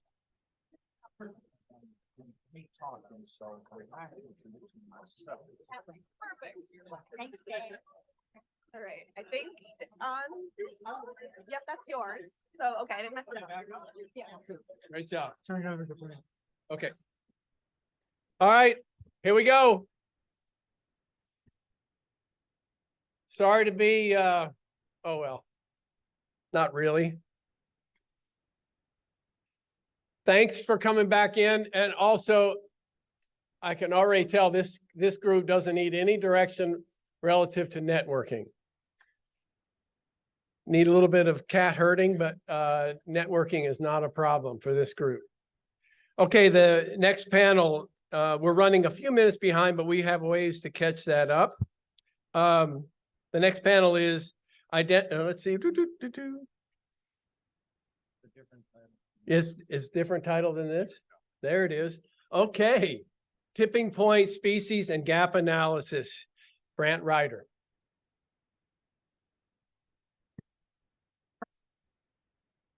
All right. Well, if you guys didn't get enough of me before, I'm back again. I'm just going to give brief, introduction to our panelists, and then I'll take a step aside. Although we just lost her. Oh, okay. She's got to share the screen. And we'll have some introductory slides, presentation material, and then we'll open it to Q&A. And hopefully we can engage you guys a little bit in questions, because I'll just start calling on people. All right, so I think most of our panelists, these guys are legends. Ken Rosenberg retired from Cornell, and obviously the author of the 3 Billion Birds paper. We've already heard his name a couple times this morning. Tom Will, also retired, but a legend, spent a long time with Fish and Wildlife Service in the Midwest. And obviously Katie introduced herself this morning. And so these will be our expert panel for the next section, and hopefully we'll get our slides back. Here we go. You have slides? Yeah, you got slides. There they are.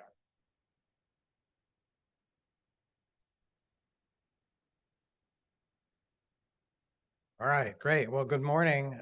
So great to see so many other legends, old friends here in the audience.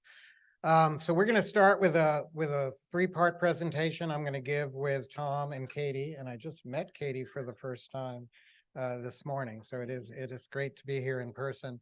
So we're going to go over yet again very briefly some of the principles, guiding principles of road to recovery. Make sure all of us are on the same page going into this workshop, although we're already starting to hear some of these things in Lynn's presentation, Paul's opening remarks. So great minds are converging at least.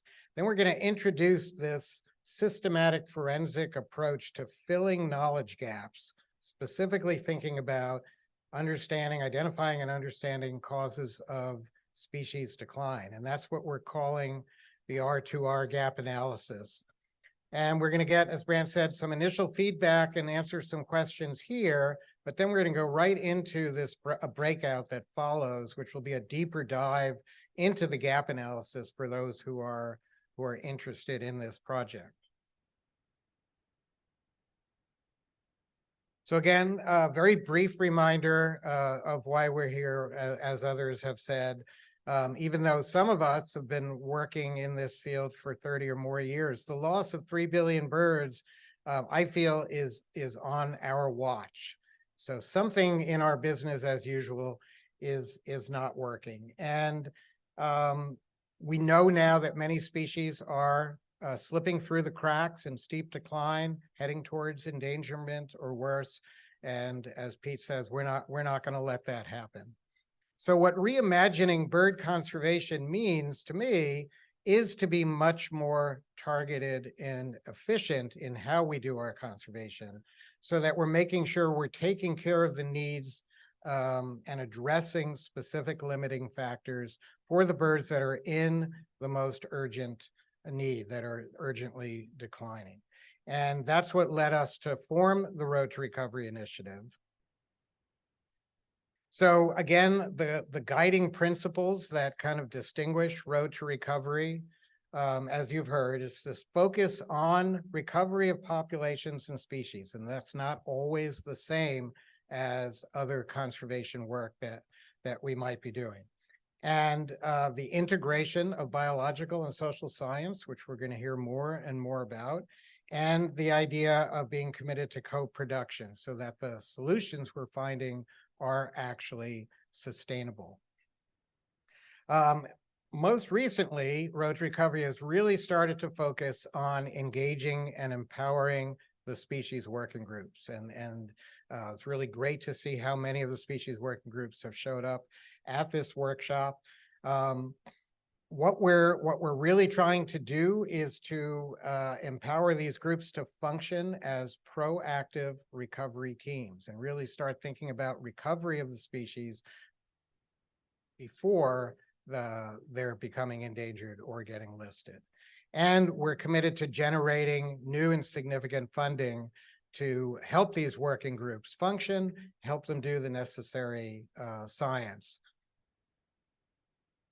And we've been a bit successful so far with some generous support from the Knobloch Family Foundation to fund actually four now, pilot species projects. And this funding is being used to support 3 working groups that are at different stages of the recovery process. And we're going to hear a lot more about those projects throughout the workshop. And so the goal was a proof of concept that we could, with an infusion of funding and support, it can be used by these groups to do the necessary research to advance species along the road to recovery. And our hope, of course, is to secure more funding for additional species and additional working groups. So we do continue to get this question of why we're focusing on single species, and I think this was really well addressed in Lynn's opening remarks. The idea that it continues to be a surprise to people that we really don't know what the specific causes of decline and limiting factors are for many of these bird species. And even birds in the same habitat have different biology and are under different threats throughout their annual cycle. And teasing apart exactly what's limiting a population, where and when that limitation is taking place, is still one of our biggest challenges. But single versus multi-species conservation is really a false dichotomy. It's not an either or question. We need both approaches, but we need to think of it differently. We need, instead of competing ideas, these are more of an iterative or adaptive steps in the same process that's aiming to protect the most vulnerable species as well as conserve broad ecosystems. So the first step in Road to Recovery was to identify those species that are in the most urgent need of recovery, those species that have reached a tipping point and for which it's imperative that we identify and address the specific causes of decline. So tipping point was introduced as a concept in the 2022 State of the Birds report. And over the past year, we've worked really hard with Partners in Flight and the Avian Conservation Assessment Database to sync this idea of tipping point with the assessment and watch list. And the brand new ACAD assessment was just published right at the end of 2023. And the tipping point species are included. So the key point is that these are not separate species lists. All the tipping point species are a subset of the watch list, and the data that we're using to assess which species are highest concern, which ones have lost most of their population, which ones are most urgent, are coming out of the ACAD database. So that's a really important point. And we've identified now 112 tipping point species. And then we further put them into 3 categories of urgency by taking a really close look at their overall population trajectory, both over the long term and in the most recent period, which is a 3-generation period. So red alert species are the same now as the red watch list, which means that they are scored as high vulnerability across multiple factors, which usually includes a very small population that is under decline. Orange alert is a new category for the watch list. So it encompasses the tipping point species that have lost 50% of their population over 50 years, but are continuing or even accelerating in their decline. And then the yellow alert species have also lost 50% of their population long-term, but many of these seem to be leveling off or even increasing a little bit maybe, but at lower levels. And so we think these are still important, but at a lower urgency for addressing that decline, at least for now. And you can see a complete list of the tipping point species and their definitions on the R2R birds.org website. So the next step is to determine what do we know and what do we not know about all these species. That's essential for determining the limiting factors and causes of decline and for designing recovery strategies. Where is each species along this road to recovery? So we're continuing to develop this idea of a gap analysis, and the objectives are to fill critical information gaps, but both biological and social science information, and to provide a tool or a set of tools for the species working groups to actually do their work, and to derive metrics so we can assess the progress that these species are making towards recovery. And Katie and Tom are going to address some of those aspects in a few minutes. So we started off with what we called the pyramid. It was a very simple model with the idea that you could advance species from one level to another by increasing the amount of information that we have specific to understanding causes of declines. And majority of the species are still at the base of the period where we have little or no information really about why they might be declining, and use some examples from our pilot species project. So the evening grosbeak is an example of a bird down at the bottom of the pyramid. And we've used the R2R project funding. A working group has formed around evening grosbeak just in the last couple of years. And they are starting to fill some of these basic knowledge gaps, just collecting basic data on this species, but we're still at a very early stage. Lesser yellowlegs is more advanced in terms of our overall knowledge. And there, the R2R pilot project is allowing the lesser yellowlegs working group to use tracking data to identify the differential threats to linked populations on the breeding and wintering grounds. We have birds like golden wing warbler that are higher up where there's been a whole initiative. Some of us have been involved for 20 years with golden wing warbler, with research and planning on the breeding grounds, wintering grounds. But I would say we still don't know exactly where and when that species is limited. So here the project was to advance for the golden wing warbler working group to develop an integrated population model using information on migratory connectivity and demographics. So these are sort of key steps. And where we're trying to get to is a bird like Kirtland's warbler, where we started to understand what the specific limiting factors are, and that's being addressed, and the species is recovering, and it's been recently taken off of the US endangered species list. So at first, as others have said, we were mainly thinking about the biology and the biological science needs for addressing causes of decline. And that was the topic of the first 2 R2R workshops. But of course, we've also been this clear recognition of how essential it is to integrate biological and social science and embrace co-production. And that was the topic of the third R2R workshop. And as we're going to hear more about, we don't want to wait until we think we know enough of the biology of the birds to start bringing in social science. We have to integrate the social science concepts right at the base of the period. And that's another big challenge for us. But fortunately, we have social scientists like Katie and some of you in the audience to help us do that. And so I'm going to turn this over to Katie to go into that aspect.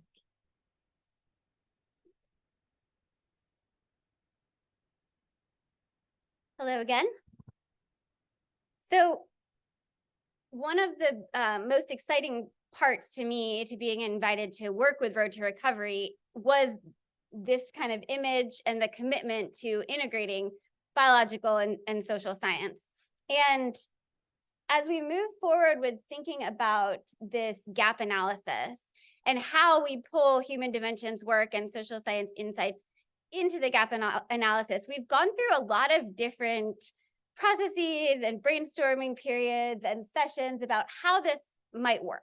So the first step has been the recognition of all of the sides of the pyramid is only step one, right? Because if we're only focused on knowledge acquisition, then we're just climbing up sides of the pyramid, but we're not really building it towards recovery, right? And so it's helped me to sort of conceptualize this pyramid as being solid inside, right?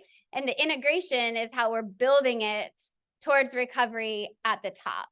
And that really is the goal. So knowledge acquisition from a biological perspective, from a social science perspective, very important. Our goal as Road to Recovery and our niche within the bird conservation realm is species recovery. And not just species recovery, but species recovery for these particular tipping point species.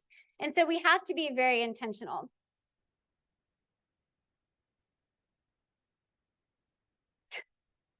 Let's see. Paul, What did I do? can you click on the slide? Perfect.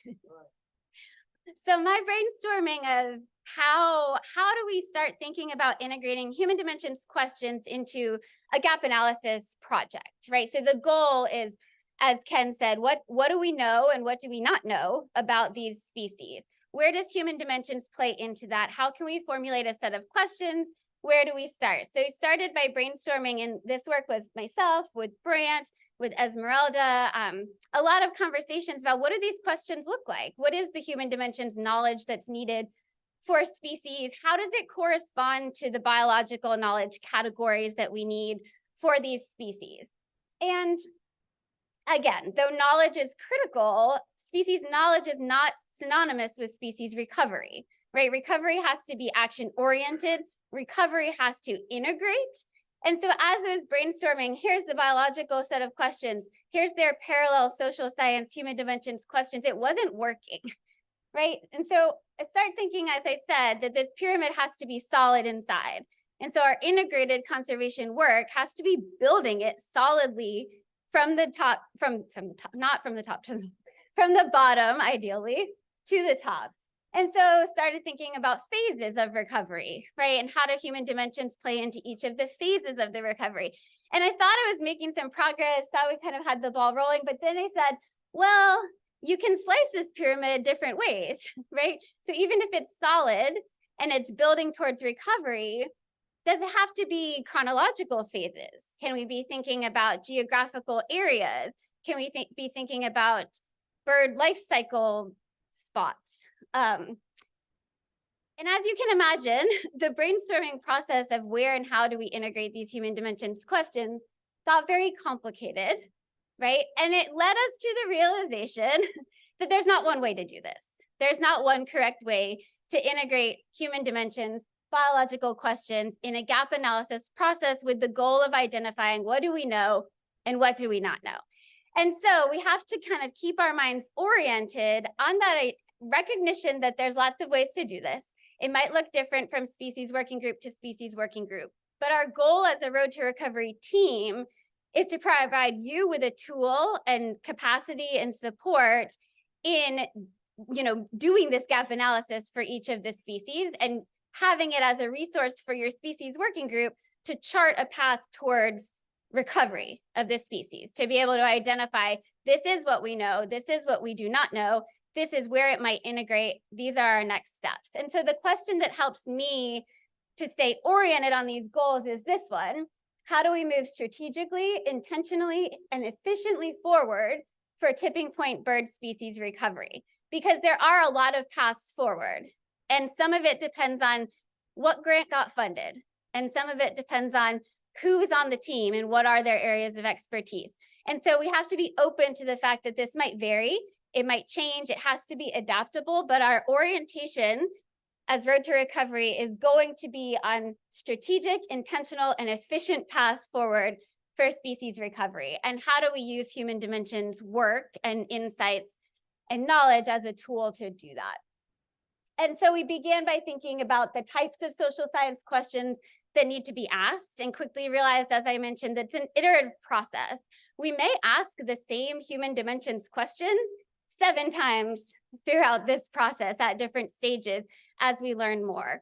And I think the same goes for the biological questions, right? As we learn more about the anthropogenic factors that are impacting the area where the species needs to breed, we may develop different biological questions. We may shift to a different region geographically. It has to be iterative, but it's critical to integrate human dimensions at all stages. That is one thing that no matter how you slice your pyramid, the human dimensions work needs to be integrated at all stages. And as was brought up in our previous panel, it's never too late to do that. It doesn't matter how much you know or don't know already biologically. Now is the time to integrate the human dimensions, no matter where you are in the process. And we want this gap analysis project to be a tool to guide you in doing that. Knowledge acquisition is important, as I've said a bunch of times, but I think that the place of Road to Recovery is really this push towards action for bird species recovery. And so as an example, the suspense. Oh. Okay, I'm still trying to get the bar out of the That's okay. The bar's not bothering you. That's okay. All right. So as an example of what this might look like in terms of integrating human dimensions questions into your gap analysis process for a particular bird species. If we take one example of a category that might be included in our gap analysis, which is still a work in progress, and we really welcome all of your insights. So addressing threats and limiting factors, that has to be included, right? No matter what path you're on, that has to be a topic that needs to be included. So what are some human dimensions questions that might correspond to thinking biologically about the ecological requirements of the species, thinking about the threats the species are facing, and then thinking about those limiting factors that are impacting the species most urgently? So for ecological requirements, thinking about human activities across the species range, on the breeding grounds, on the non-breeding habitats, how are human activities impacting those areas? And I like to point out, I think it's really quick and easy for us to go to the negatives there, right? So how are humans messing up the habitat that the bird needs? But what are people doing that's creating habitat that the bird species needs? Are there policies in place that are preventing further loss? How are humans involved in that habitat concept and those ecological requirements from both positive and negative perspectives, so that we have an integrated contextual understanding of ecological requirements?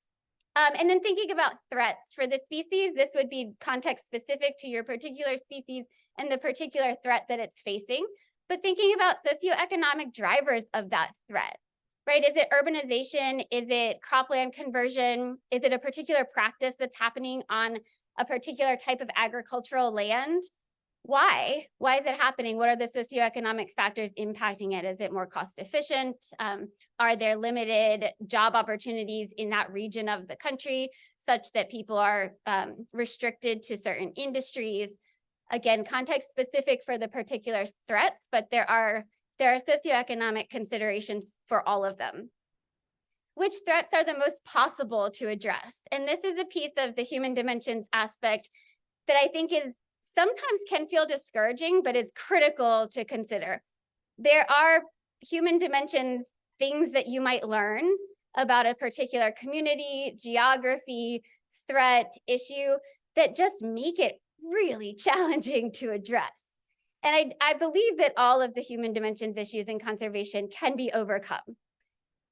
Can they be overcome fast enough to stop the decline of some of these tipping point species? That's the question that's important for us to consider as Road to Recovery. And if there are ones that just in this area, this human behavioral change is not going to happen fast enough, that's something that I think it's in our best interest to accept and think about alternatives. And maybe it's not the most biologically productive, but it will work. And having that mindset is important when thinking about the human dimensions. So it's not just about knowing what to do, but what's possible to do. Where is there the capacity to do it? I use the term, as Brant mentioned earlier, social suitability. Are the human communities suitable for the conservation efforts that need to happen? It's an important reality to consider. What's already being done? As I said, I think it's so easy to think humans, we have to address human dimensions because humans are the problem. Humans are the solution to all of our conservation problems, whether we like them or not. And so what are people already doing? There's a lot of good conservation work happening. There are a lot of communities who are very engaged. There are a lot of private landowners who are very eager to participate in conservation programs. So what's already happening relevant to the threat? And then thinking about the limiting factor piece, what are anthropogenic factors influencing this limiting factor? And I'm not going to go into a million examples because I think we'll have a lot of time to discuss these types of questions. And then what's the relevant local, traditional, ecological knowledge that exists? Are we asking those questions? Are we considering the knowledge? Because it's not enough to ask the question. Are we considering the knowledge? Are we thinking about what it might mean for our actual conservation action plans and recovery plans? So as I mentioned, I'm getting my panels blurred. I think a minute ago, I mentioned that I see really, really great opportunity in this human dimensions piece for collaboration. And as Road to Recovery, as Ken mentioned, we get the question a lot about why species specific. I think it's been answered. And so I'm going to move on to kind of the opportunities that come with that approach. In focusing on single species and thinking about the human dimensions relevant to those particular species, we can be more targeted in our recovery plans, right? And we can coordinate with the specific biological knowledge to be as targeted as possible. And I have a few on the left-hand side here, a few examples of human dimensions efforts associated with the pilot species for Road to Recovery that are either moving or we're interested in getting moving. But on the other side, I think that focusing on human dimensions provides so much opportunity for collaboration between species working groups. It's not your job as one species working group to solve the issues of private lands conservation in the US, right? There's a lot of work going on in that area, and we need to be working together for bird species specifically to leverage those things. I'm not going to read through them all. You can read through them all, and there will be opportunities to talk about some of these later. And so as a result of this gap analysis process and tool development that we're working on, it's my hope that Road to Recovery, with your help, with all of you, would be able to produce and develop essentially human dimensions profiles for each of the tipping point species. And this is a lofty goal, and it would take more capacity than just me. But essentially what we could do is, if we have this gap analysis tool, this forensic approach developed to identifying what do we know and what do we not know about each of these tipping point species, we can extract the human dimensions pieces, and they're integrated within. There are not, it's not biological and social. I think the line between those fields, we make it a lot more bold than it actually is. There's a lot of crossover in the topics that are relevant for bird species. But we'd be able to talk about each of the tipping point species from a human dimensions perspective, highlighting things that are impacting the limiting factors, the threats, the ecological requirements, as I had in that example.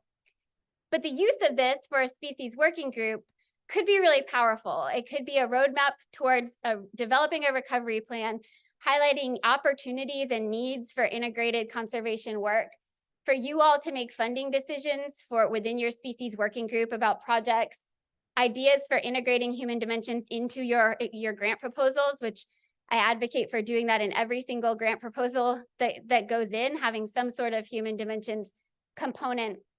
It could be a guide for you to engage a social scientist in your working group. So you could say, here's our map of what we need from a human dimensions perspective. Where can you help, or who can help? So lots of potential opportunity, I think, if we do this and do this well.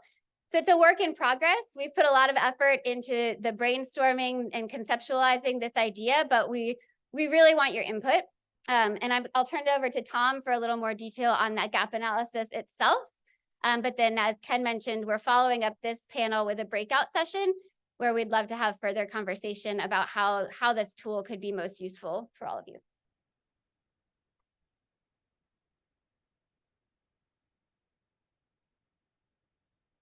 Thanks, Katie.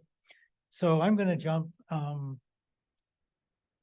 back to one of Ken's slides, and then I'm going to move after that into Katie world for a little bit and just communicate to you a little bit about how we've been approaching this task of generating a gap analysis. And you can see the original goals of creating this gap analysis from one of Ken's slides.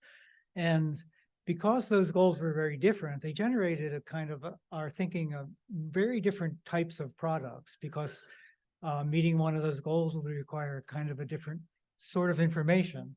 And these are some of the things we did. And we started with a huge spreadsheet that was put together by Anna Lella-Smith and Henry Stevens about 3 years ago, where we tried to record all the information we knew about each species, each of the tipping point species.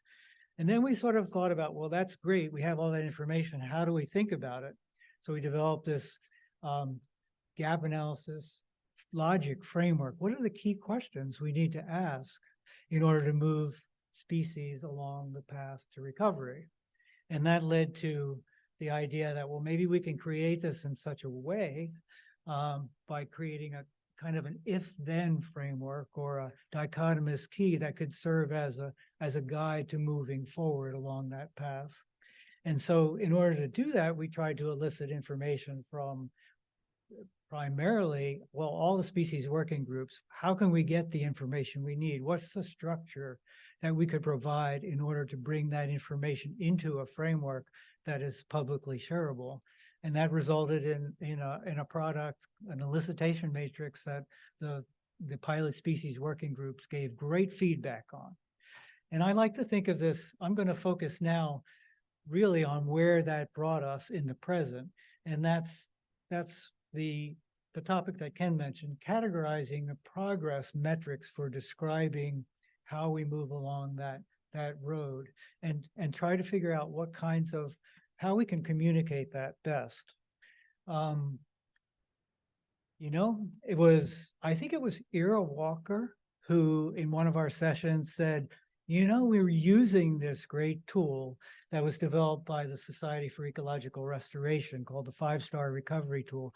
And that sort of gravitated with people. Yeah, that's real. Seemed like a really great idea. Duh, right? A wheel. You need a good set of wheels to go down the road. So it makes a lot of sense. And, you know, it's a circle. You know, triangles are kind of one-dimensional. Pyramids are great. They last a long time, but eventually crumble. But a circle, right, goes on forever. Kind of a great idea. So what we did is to try to take that conceptualization that was used by the Ecological Recovery Society and format it in the framework in which we had previously been thinking about the process of gathering information and moving along species to a recovery. And so the final the product that we're experimenting with now has 6 main divisions. First, you need to organize people. Then we need to figure out how to assess where a population, a species population, a bird species population resides, identify where we're going to work, both in space and time, figure out what the threats are for that species, strategize about how recovery could work, and then implement conservation action.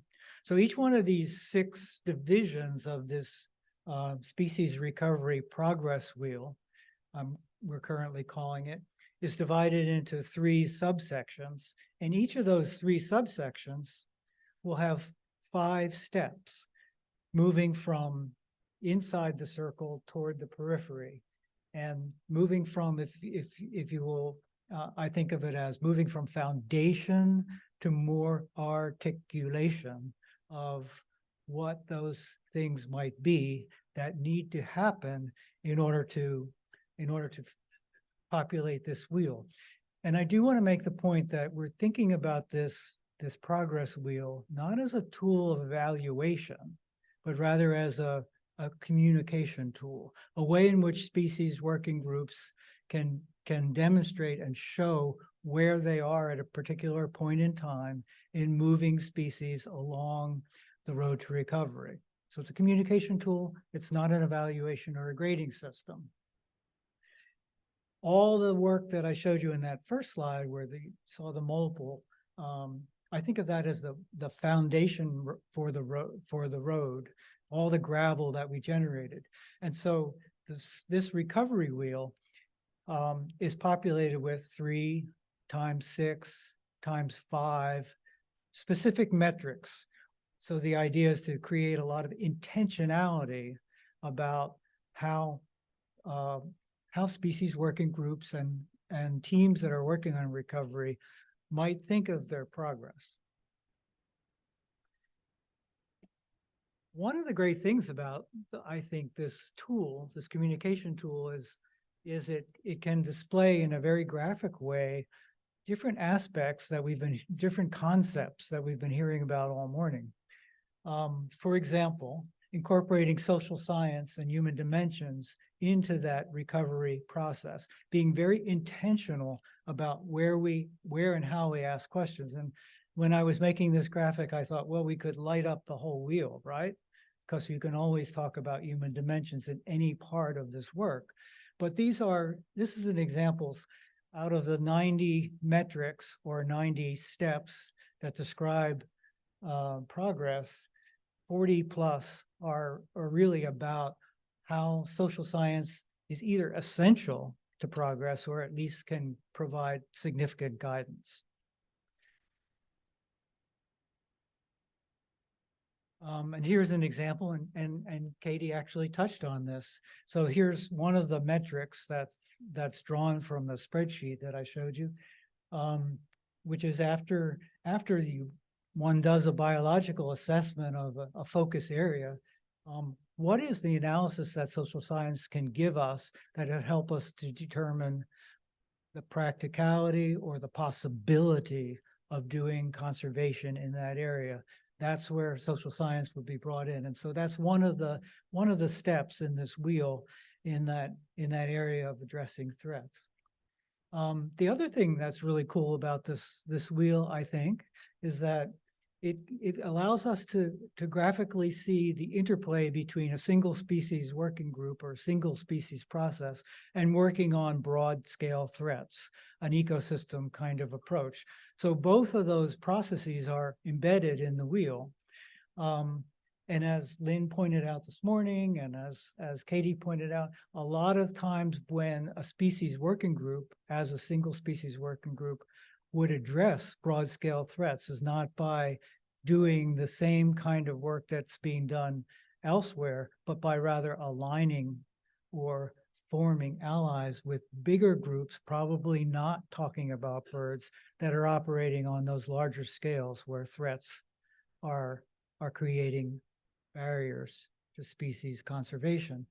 And in creating this wheel, we make the distinction between these broad scale threats, which are operating on ecosystem scales, and limiting factors, which might be the focus of much more fine scale research. The difference between, say, saving grasslands on a large landscape and identifying for Baird sparrow, this is the limiting factor, woody invasion into a grassland ecosystem on the non-breeding during the non-breeding season. So the limiting factors we can think of as very small scale operating and the threats at a much larger scale. So the recovery wheel gives us a way to kind of display that dual nature of conservation. I think that what we've tried to do intentionally is to incorporate some of those insights we learned from our sessions, the international session that we had where we talked about the importance of bringing in knowledge from the global south. So we want to be very intentional in ascribing these metrics to that idea, and also to the idea of inclusivity and also including local knowledge.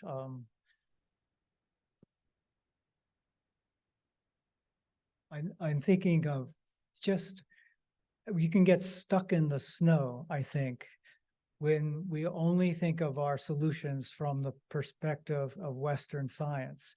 And it's really important to think of how much knowledge is really embedded in the people living on the landscape, and how getting to that knowledge can develop insights that are, form the basis of hypotheses that science can use, but are just brilliant in many ways. I think of Chaucer in the 14th century, in the introduction to the Canterbury Tales. Smale fools maken melodie that slepen all inisht with open air. Is in that 14th century, Chaucer, through his collaboration with local people, knew that birds, when they go to sleep with half their brain awake. 14th century. So huge advantage. And we, again, are trying to, using this tool, impress folks with the need to be very intentional about doing those things.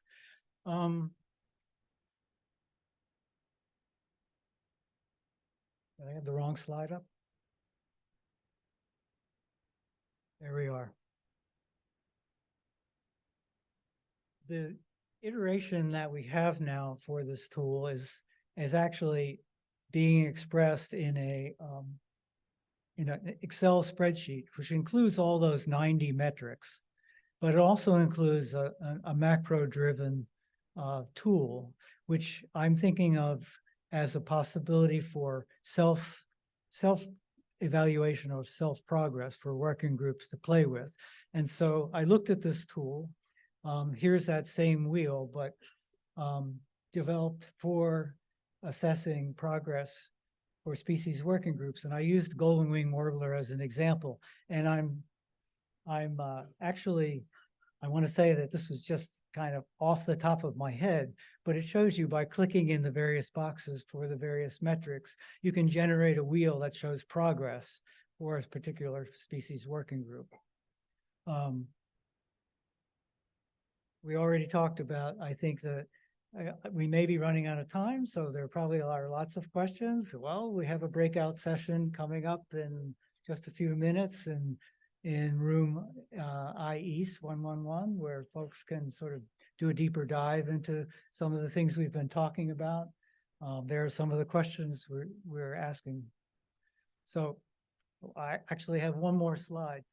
This is probably the most important slide. And probably the most important thing to think about. And that's when in this wheel, when Katie and I were talking about developing this wheel, I asked Katie, what about implementation? We could do a whole wheel just on implementation. Should I not put implementation in this wheel? Should we not do that? No, because it's really important to actually implement as you go along. Action is the way in which we really learn. And so, even from an adaptive research standpoint, putting in place the answer to a hypothesis, testing out what a limiting factor might be, and being able to learn from that is critical as part of implementation. Adaptive management. But the last segment in this wheel going around clockwise is sustainability, and particularly I think it's realistic to think that, and other people mentioned this as well, that as we go around this wheel, as we begin to to evaluate our progress, we're going to go around the wheel several times. An idea that seems to be working may not work because the landscape in which it's being implemented isn't feasible for that. So we'll very much cycle around in an iterative way and get better every time. But the most important part of sustainability, I think, is the relationships that we establish when we do this work for birds. And that is the key part of our sustainability. Not so much that we continue working on a particular species, but that the relationships we form in doing so across the hemisphere are really going to be what keeps us fired up in the future. These are critical.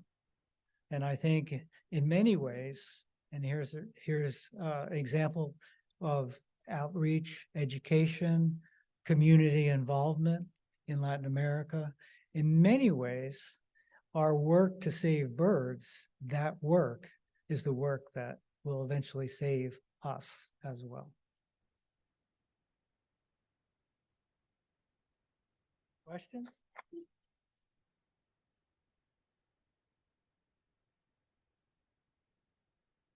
I think in the interest of time, and because we have a breakout session right after this, we're not going to take questions. Easiest moderator job in the history of panels I just had. So, yeah, so I think we'll get some time back, go straight to breakout, and have an opportunity to ask questions and have a bit more dialogue about the tool with the panelists. That's awesome. Yeah.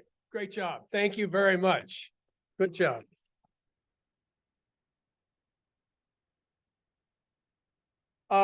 I want to reflect for just a second, and then we'll go to the breakouts. I'll give you some instructions on that.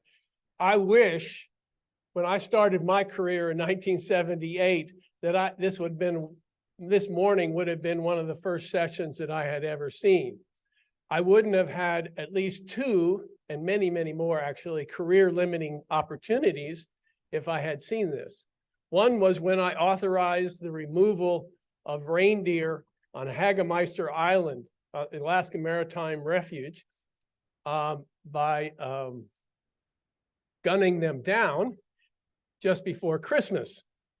That didn't go well in the Anchorage Daily News. That was a career limiting move. It wasn't socially suitable.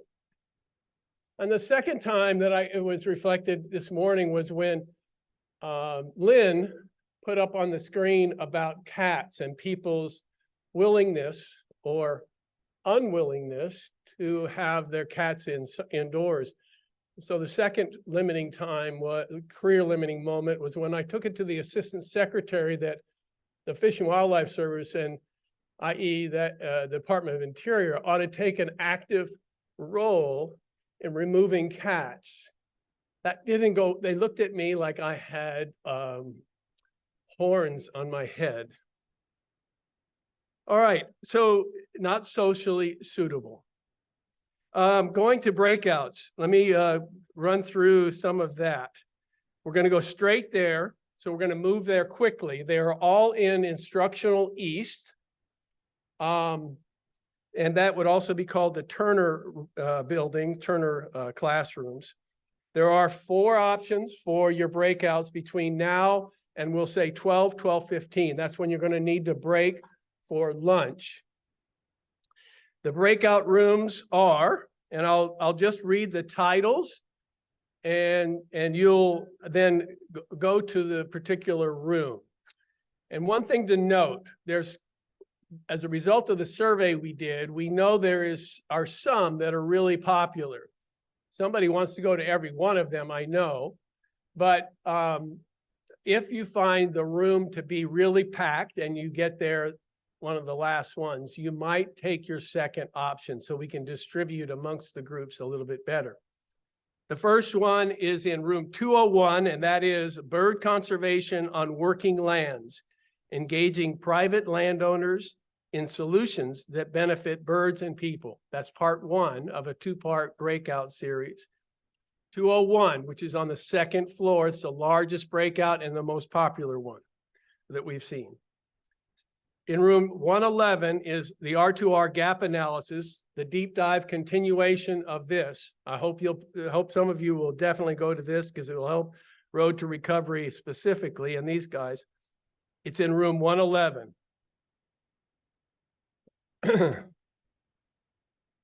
The next one is understanding wildlife viewers and their potential for support to support conservation, room 105. And then building transformative resiliency for the people in bird conservation efforts. And that's in room 103.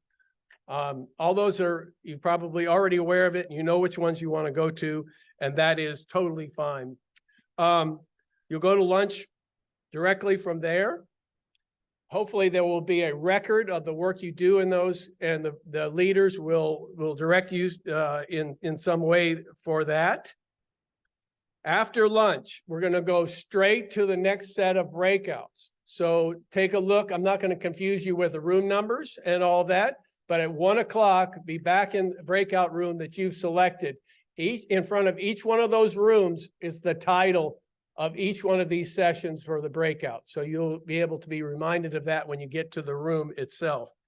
And then those will break at 2:30. And then at 3 o'clock, we'll be back in here, and we're joining together with Partnerscapes. You know, that's the other large group that's meeting on campus this week.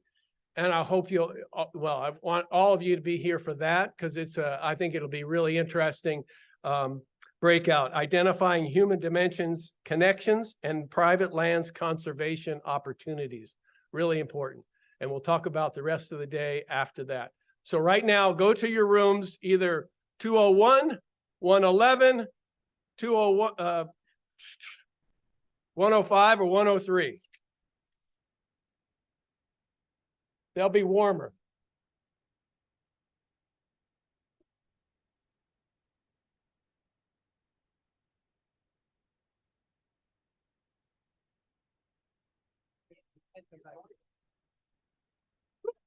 Sorry about that.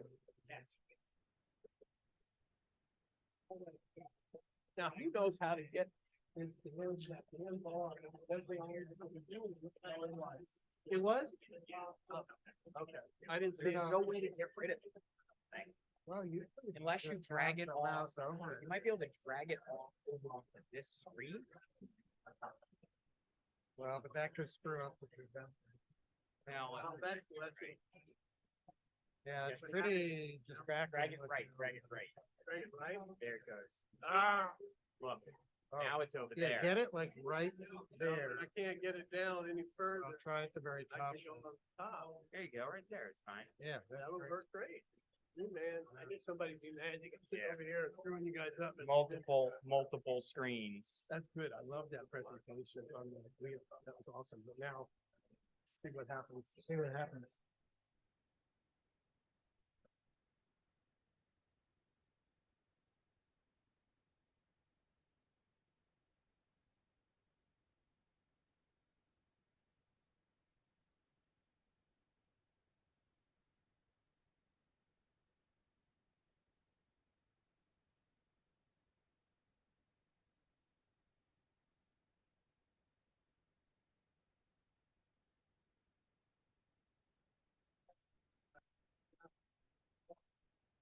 Figure it out for the longest time to get it off of the screen. So then,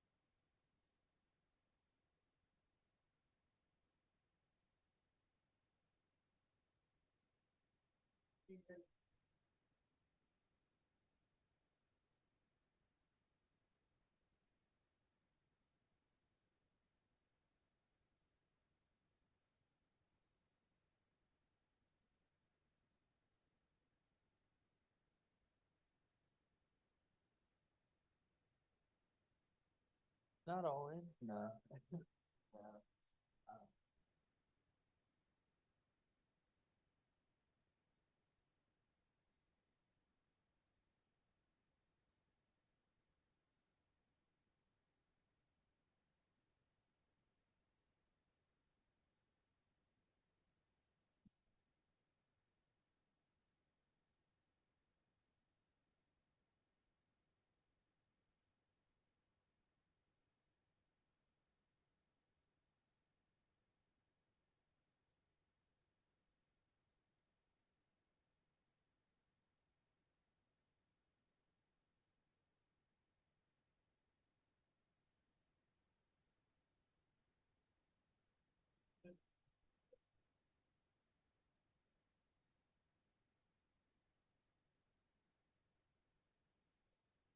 It's interesting.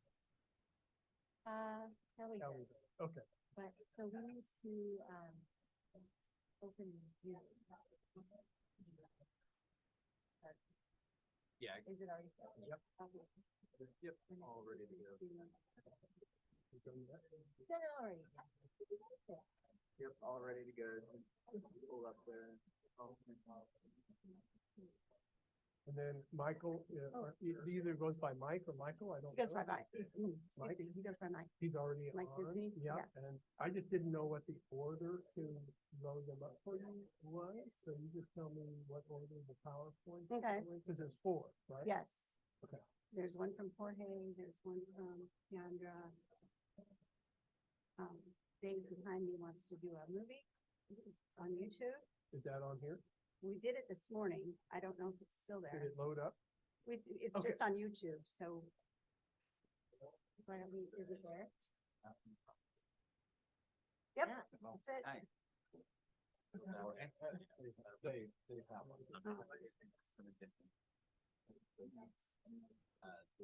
Mike? Keandra? Dave, Jorge. Lucy's not on this. Yeah, so for, I'm gonna go get some water. Okay. Stop here and do it. Yeah. So we can continue. Yeah, that, So good job. it'll still over there. Crazy days so almost you'll over. come over here. Gotcha. Thank you. Okay. It's been great to hear That's from you. to the right. It was, Okay. it was. I know, counterintuitive. I really wanted to have more interaction with the group, but we can do that over here. Yeah. I'm not gonna start. Hi. Hi, Jorge. So we're sitting here? We are. Do you want us up here first? Yeah. Okay. Yeah. Yeah, so we'll get up here first, and we got Keandra coming. Sit here. Yes, so what I'll do, I'll call on, and then maybe questions about following you. So, Which order did you? No. we make questions. Yeah. So I got.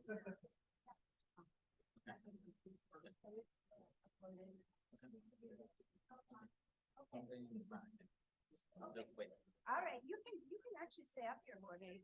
What's the order again, so I can, be Oh. thinking about that, or help you? You just have the agenda, or do you have the breakouts?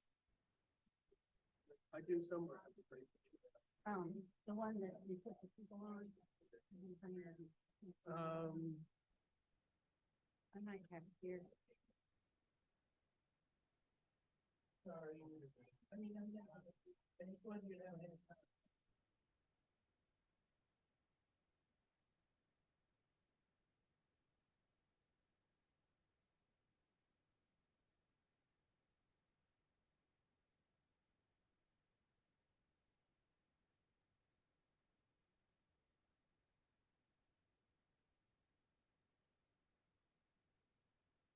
Okay, so we've got Shelley Hall, or Shelley.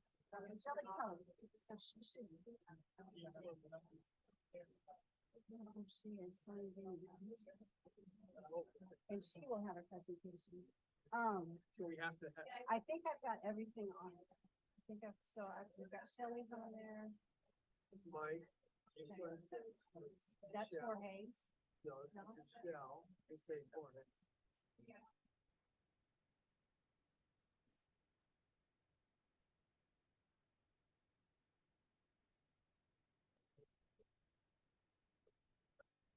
So see, this one says no, no, no.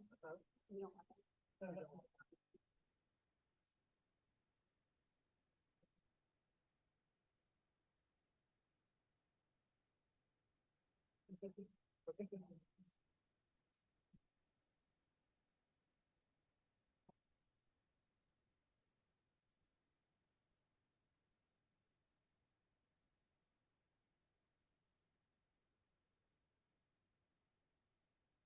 Oh, Shelley's gonna share her screen. Oh, okay. I think Okay. Shelley's gonna share her screen. So we've got Mike, he's gonna share his screen. Shelley's gonna share her screen. Okay. Keandra should be up there. Yep, that's this one. Is that this one? Yeah, yeah. So I'm gonna have the landowners go first. Which is which one? This I'll one? have Dave Top-Angle. He's gonna do the movie. Okay. So the movie will be first. The movie will be first. Okay. And the Shelley here. No, Shelley will be sharing. And then it'll be Keandra, which is the one on the bottom. Okay. And then Jorge.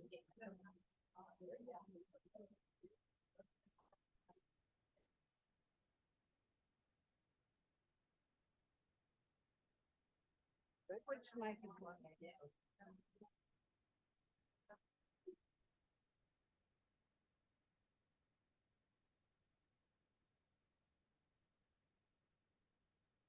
We ran out of time.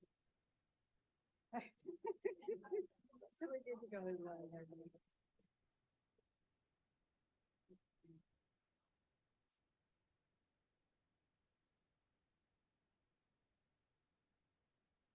And I'm gonna have this up here because this is where I got the questions. Okay. I didn't put them up. This is the video you are same day. Fall. And so.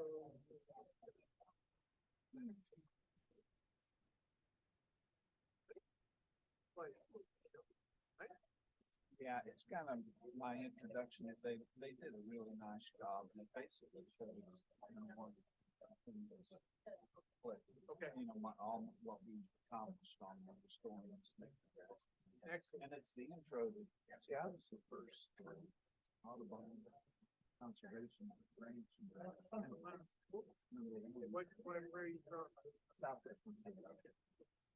And now there's over.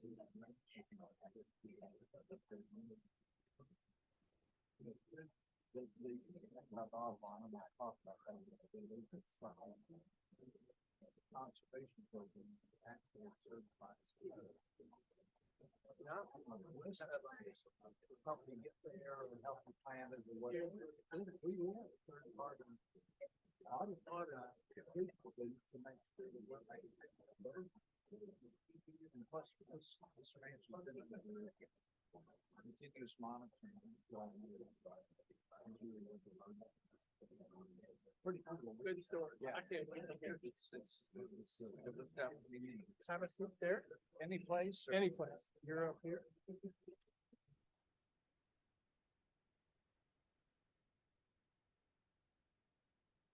Okay.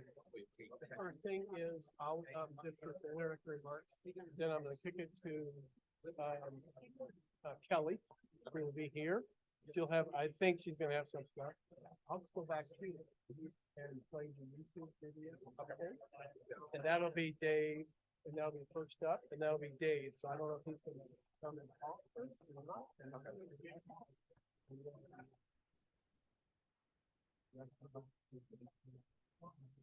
Yep, and a couple of them will be doing remotely, so.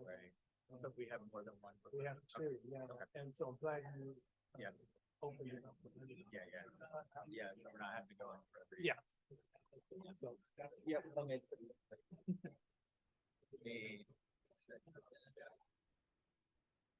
Now, and she yep, okay. I was on the right camera and she did something about it.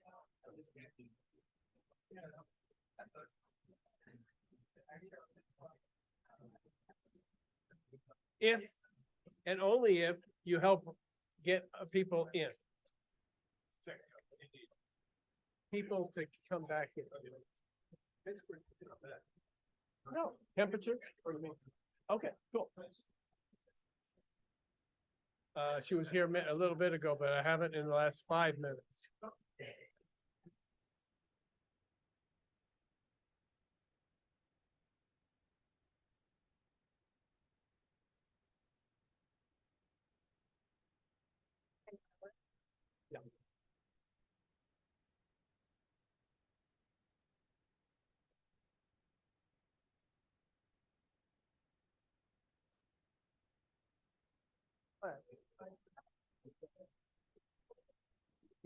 Great. Okay, Joe. I'll tell her.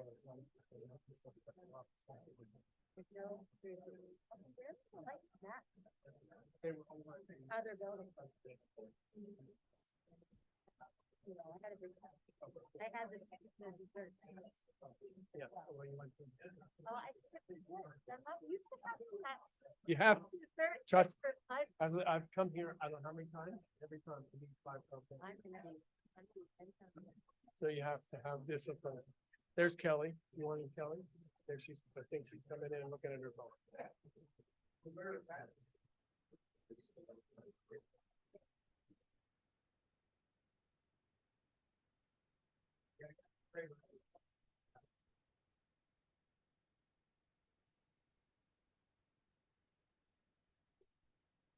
Welcome back.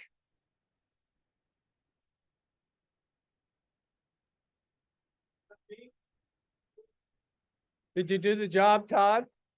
All right. Okay, so. Are the partners joining this panel or are they staying? Okay, all right. Okay. Are you ready, Kelly?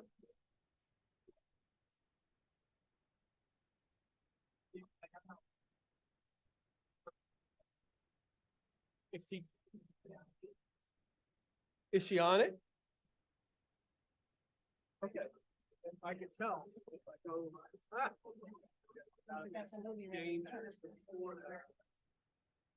dangerous.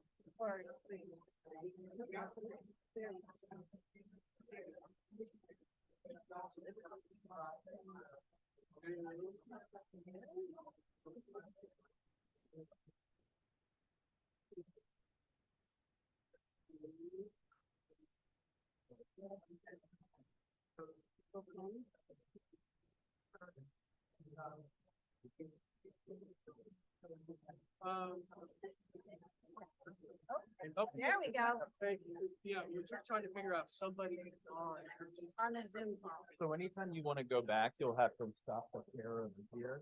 Since we have it over there. Yeah. Can we tell that she's on the Zoom though? She thinks she's on the Zoom, but she's not sure. We can check if we go back.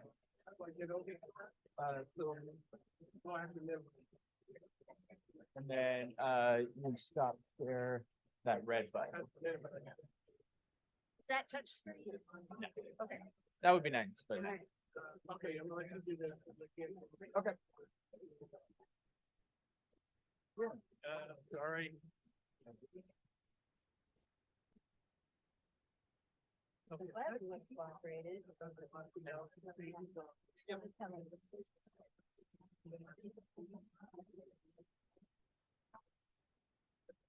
There? Okay. Okay.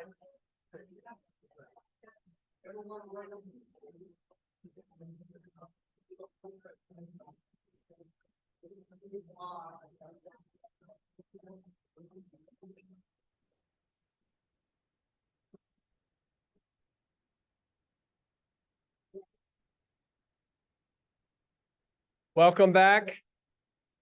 Are you ready for me to go? Welcome back.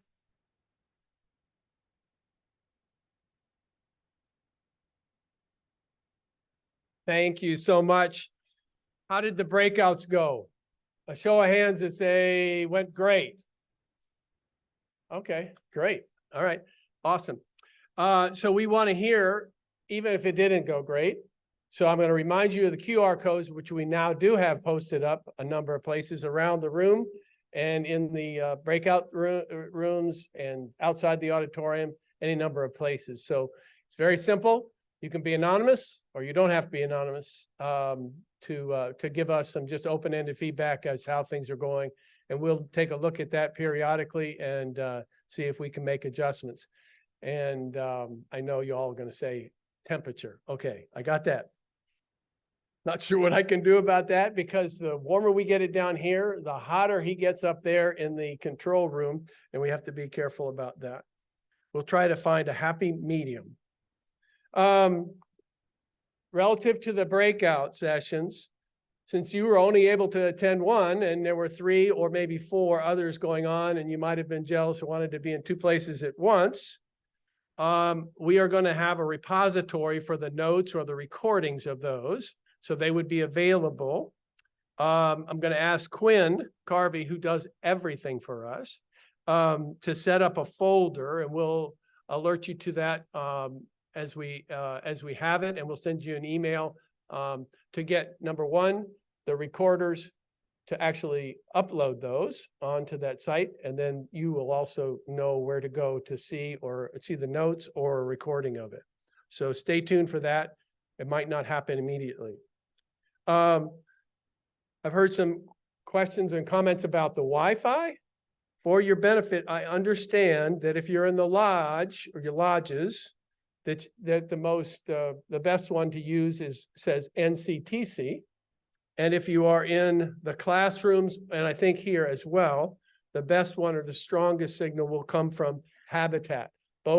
Neither need a password. So if that's a problem, you can use Habitat here and in the classrooms and in the lodges and NCTC. So now this afternoon for the next hour, we have a great opportunity to talk about private lands conservation. And it's my belief that private lands or conservation of private lands is where the recovery campaign will be either won or lost. I mean, we can do wonderful things on public lands across this country, but in the end, if we are not successful in bridging the divide and taking the opportunity to work with private landowners, I think we are missing a great opportunity and need, frankly. We are lucky this week. It's as if we designed it to be meeting here with Partnerscapes for an overlap at NCTC. And today's afternoon panel will include folks from that organization that live and breathe this private lands conservation. And so the title is Identifying Human Dimensions Connections and Private Lands Conservation Opportunities. And Kelly will introduce the panel and herself, and take it away, Kelly. Thank you. Thanks, Paul. Well, I wanted to just let you know that we kind of learned a lot this morning with the notion of thinking about social connections and actionable work on the ground to help bird species that we care about. And the most important thing we need to think about is we do not want to lose these birds, right? We're not going to let any of them go extinct and feel bad like Ashley did when she was doing her work on birds in Hawaii. So, but in doing that, we've got to think about people and maybe not so much about the bird, which I know is kind of hard to do, but we've got to be able to connect with people. And I am the previous coordinator for the Partners for Fish and Wildlife program in Missouri with the U.S. Fish and Wildlife Service. And I recently retired, but I actually couldn't let go of my passion, which is birds. And so now I'm the working group coordinator for the International Working Group of Lesser Yellowlegs. And so we're working on lots of cool things. We really truly are.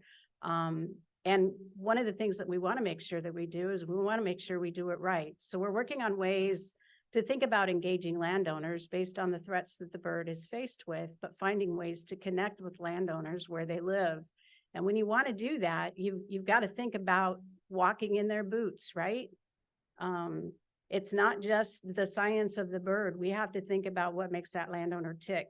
We have to think about ways that we can work with the community that they live in to actually garner some thought and consideration for the birds in decline where we work, live, and play. So that's what we're going to do today. We're going to talk not only about work that's being done in the United States, but we're also going to be talking about work that's being done in Latin America.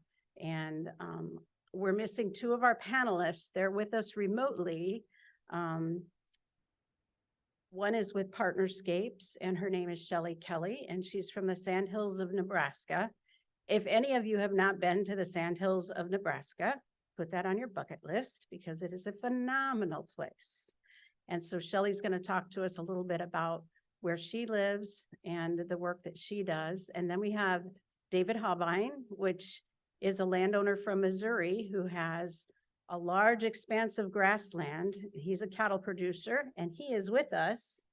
One missing component of our group is Mike Disney, who is my counterpart, my former counterpart in Kansas. He's the state coordinator for the Partners for Fish and Wildlife program with the Fish and Wildlife Service in Kansas. And then we have Jorge Velasquez, who is with Audubon. And Jorge, he's with Audubon, and he's the executive director of science programs for Latin America. And then we have Keandra, who is actually in Michigan, but she is our social scientist, and she's going to give us some ideas to think about. And we will get started. The way this is going to work is I'm going to give each of the panelists about 5 minutes to visit with you and let them know what they do, or let you know what they do. And then I'll be asking some questions from here, but if you have questions out there, and I know those of you that were in our breakout session this morning and early afternoon, you may have some questions as you thought and had your break, and you are more than free to interrupt me, and we'll take some questions from the floor as well. So with that, I want to introduce David Hobine. He is in Southwest Missouri. He is a member of Partnerscapes, and I think you've heard a lot about Partnerscapes. It was a pretty cool deal that they're here at the same time that we are. And this landowner group I have been involved with for since 2012. So it is a very successful landowner-led group of folks from across the country who are working on ways to collaborate with agencies and non-government organizations to improve their lands and landscapes for their operations, but also for the people who live there and for the wildlife that occupy those areas. So Dave, you want to take a little bit of time to tell folks about yourself, and we'll do the movie.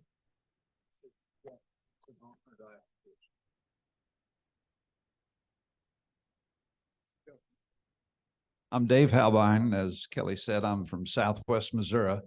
I'm on the edge of the Ozarks where the plains start. And I grew up with several remnant prairies adjacent to our properties, and we had a remnant prairie on our property. And I retired from the food business in 2011, and I really turned my focus to rehabbing our properties. We had leased them out, and they were in disrepair. And I started working on our property, and we had been in CRP. I had planted warm season grass plantings back in the 80s, and MDC, Missouri Department of Conservation, came with a program to salvage those grasslands and with fencing programs and that type of thing. And our MDC prairie specialist invited me to get on a rancher producer panel down at Dallas at the regional Audubon office, and they were considering a conservation ranching program of sorts to certify habitat for birds and the health of the animals and everything. And we went down and participated in the planning discussion, and nothing happened for a couple of years. And then all of a sudden, Max Alger, the man that had invited me down, he came back and he said, they're going to go with this program. Do you want to sign up? And we were the first Audubon certified ranch in the country. And we'll have a little film blip here that shows the ranch here in just a second. But the Audubon program, as I said, I had participated in the organization of it, and I didn't think it was that onerous for a producer to follow the protocol, and it involved animal health protocols, ecological health, the parasite control you use and that type of thing. We actually redid all our handling facilities based on a Temple Grandin design for safety and efficiency, and started the program. And what's unique about the Audubon Conservation Ranching Program is it's basically the only certification that certifies habitat. Not only does it certify how you treat your animals and all natural, no antibiotics and all that type of thing, but we actually have a third party food alliance comes and inspects our property frequently, not every single year, but almost every year. And they certify that you're following the ranching protocol program and that you have habitat suitable for birds.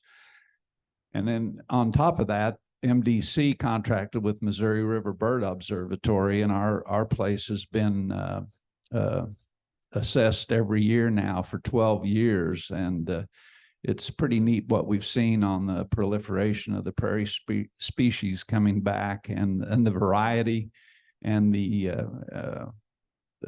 volume of the birds that have come back. And our whole operation has changed. I've built many small wetlands, and we're not on a major flyway, but we have really good attraction to migrating birds of all types, shorebirds, waterfowl, you name it. We have a real good bald eagle population, and basically the overall health of the ranch and the quality of the wildlife we have now has really been enhanced by participating in this program.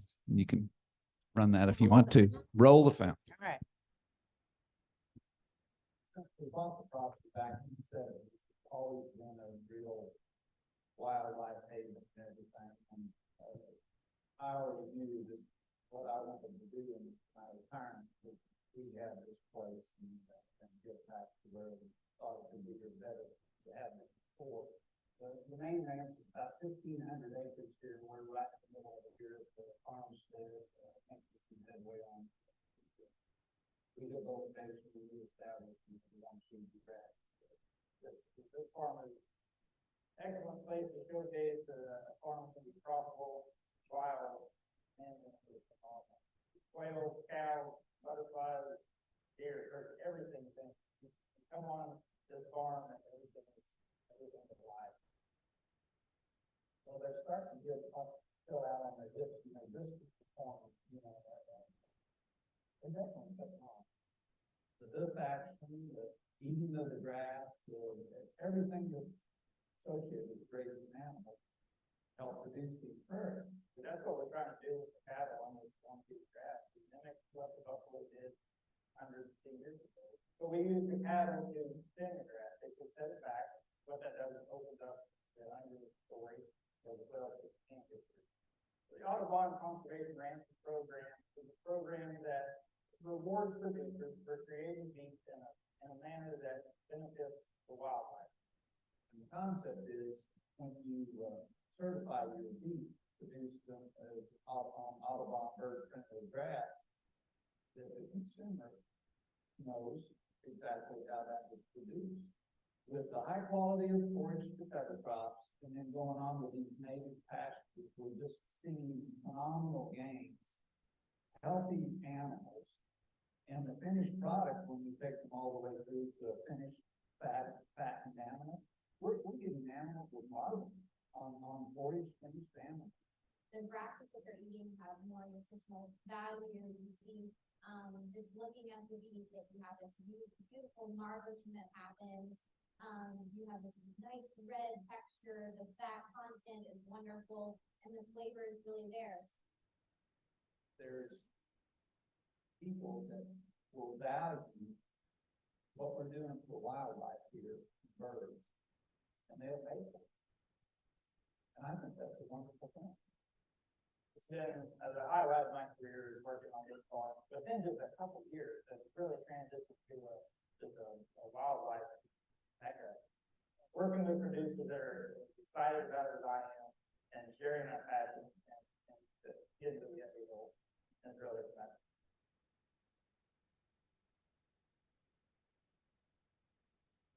Thanks, Dave. We have a wonderful partnership in Missouri with the Missouri Department of Conservation.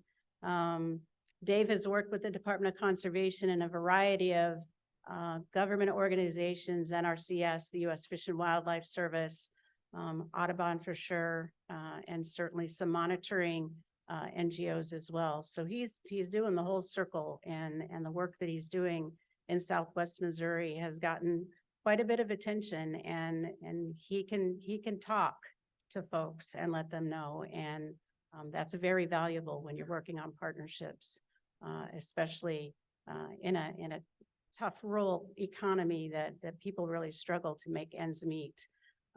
You find the ways to make it work, and doing that through partnerships is key. Thanks. All right, Shelley, we're going to call on you to share your screen. I gotta have it stop sharing. Okay, but we're going to stop sharing, and while we're getting that done, Shelley Kelly is part of the Board of Partnerscapes as well. She tried so hard to get here. She got snowed in, she was dealing with snow, she was dealing with ice, her animals were struggling. She really tried hard to get here, but she's at home and she did agree to join us today. So we're gonna get her. You got it? Okay. Shelley, if you can hear us, can you share your screen? It says that you're still sharing, so it says I can't share mine until you quit sharing yours. Okay, hang on. We're gonna get some technical assistance.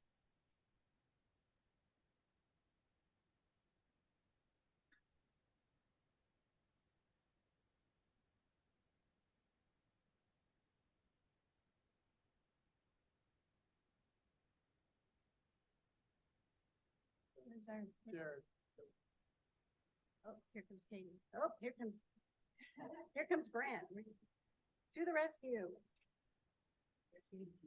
Yeah, I know, I can't get over to it. You gotta move your mouse. Oh, The dual that's right. screen. Okay. There you go. Now you There can it stop. is. Thank you. All right, I forgot. Sorry. go Grant. All right. All right, there she is. We got you now. Great.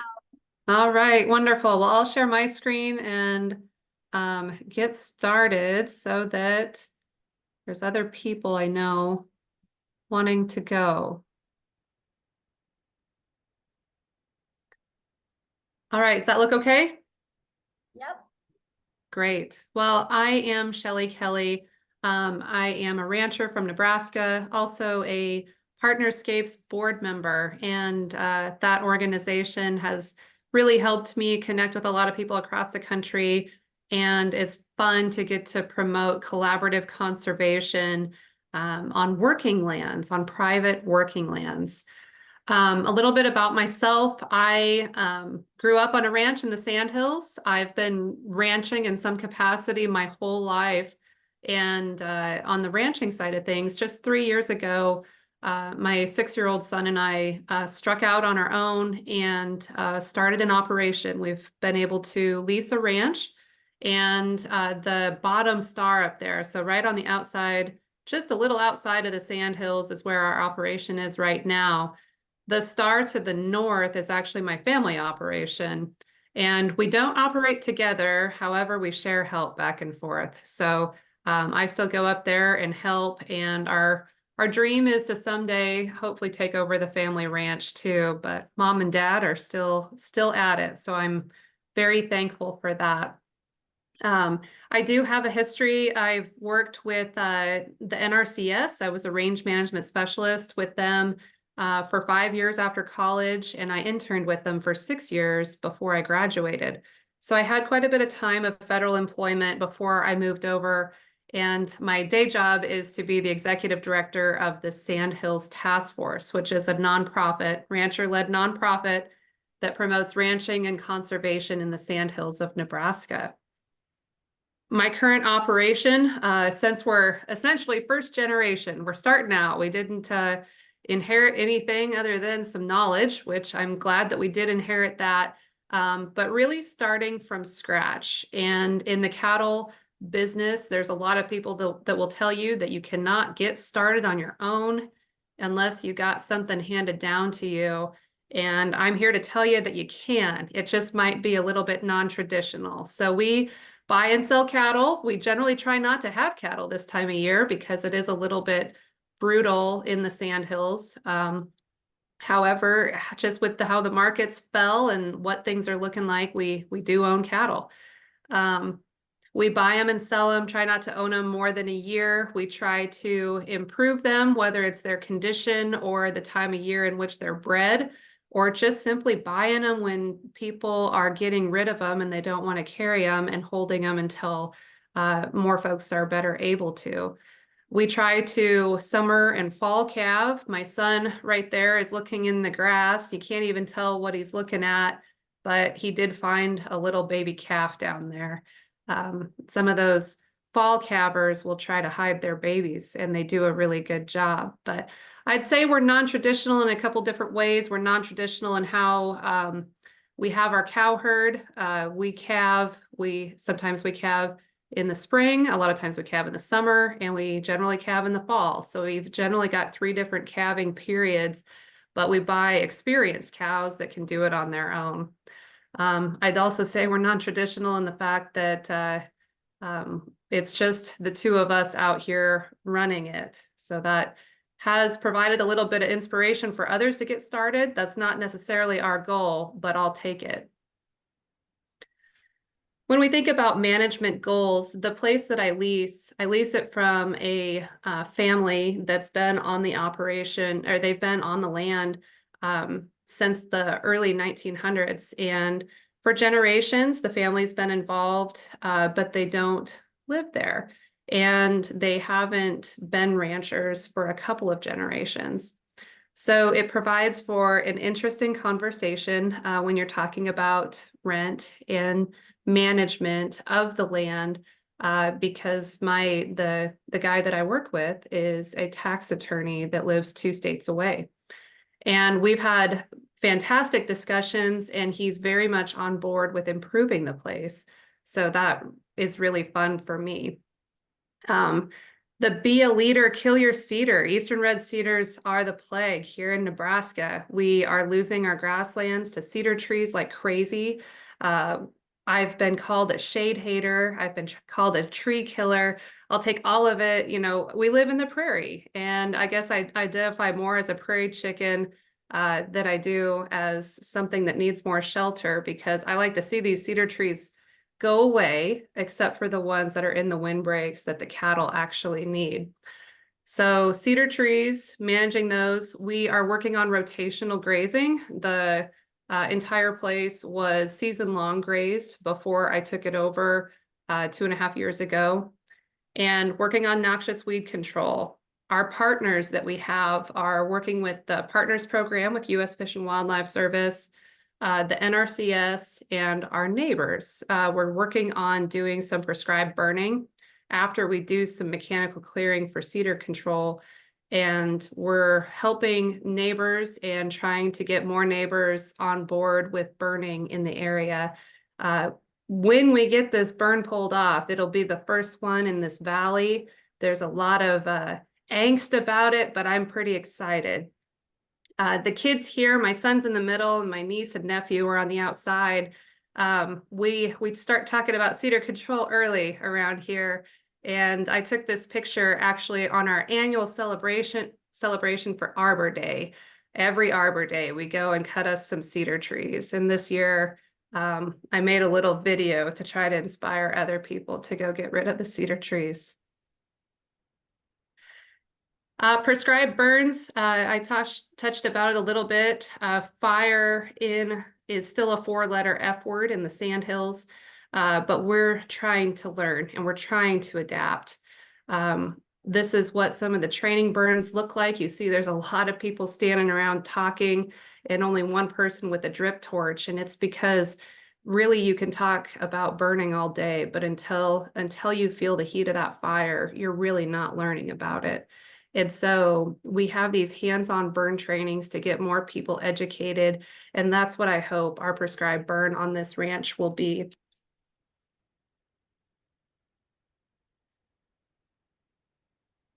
And then hopefully that shows up for you guys. I should have moved the words down a little bit, but is wildlife greater than cattle? Are birds greater than cattle when we start thinking about these operations?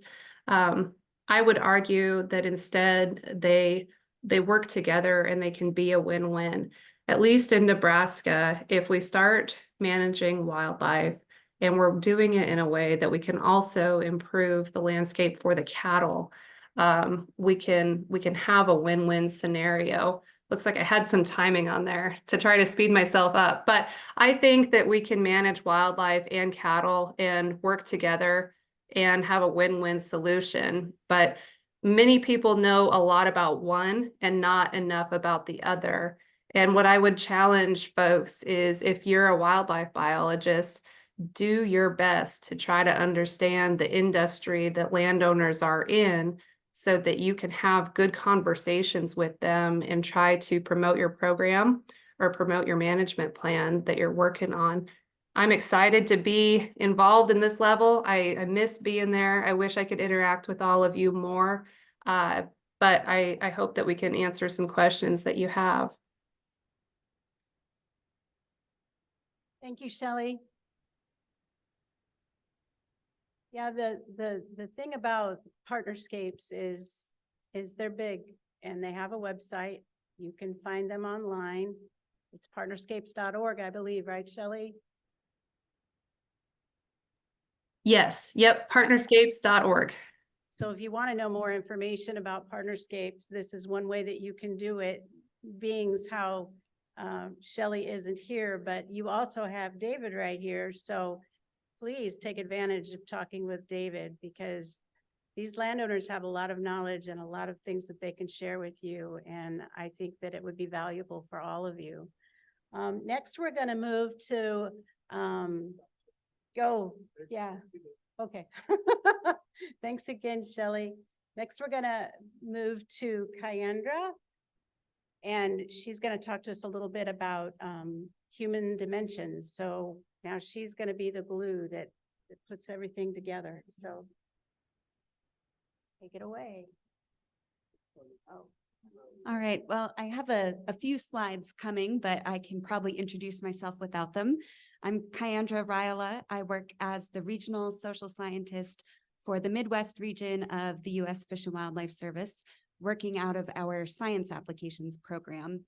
And I've been in this position for a little over 2 years, but previously was doing social science research related to the human dimensions of private lands conservation, primarily in the Southern Great Plains, looking at issues of woody plant encroachment into grasslands, and also in the Northern Plains, looking at invasive grasses.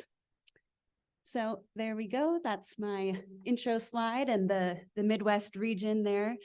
That's where I primarily work, but also get to work with other service social scientists like Emily in the Human Dimensions branch, as well as other work across regions and some nationally focused efforts.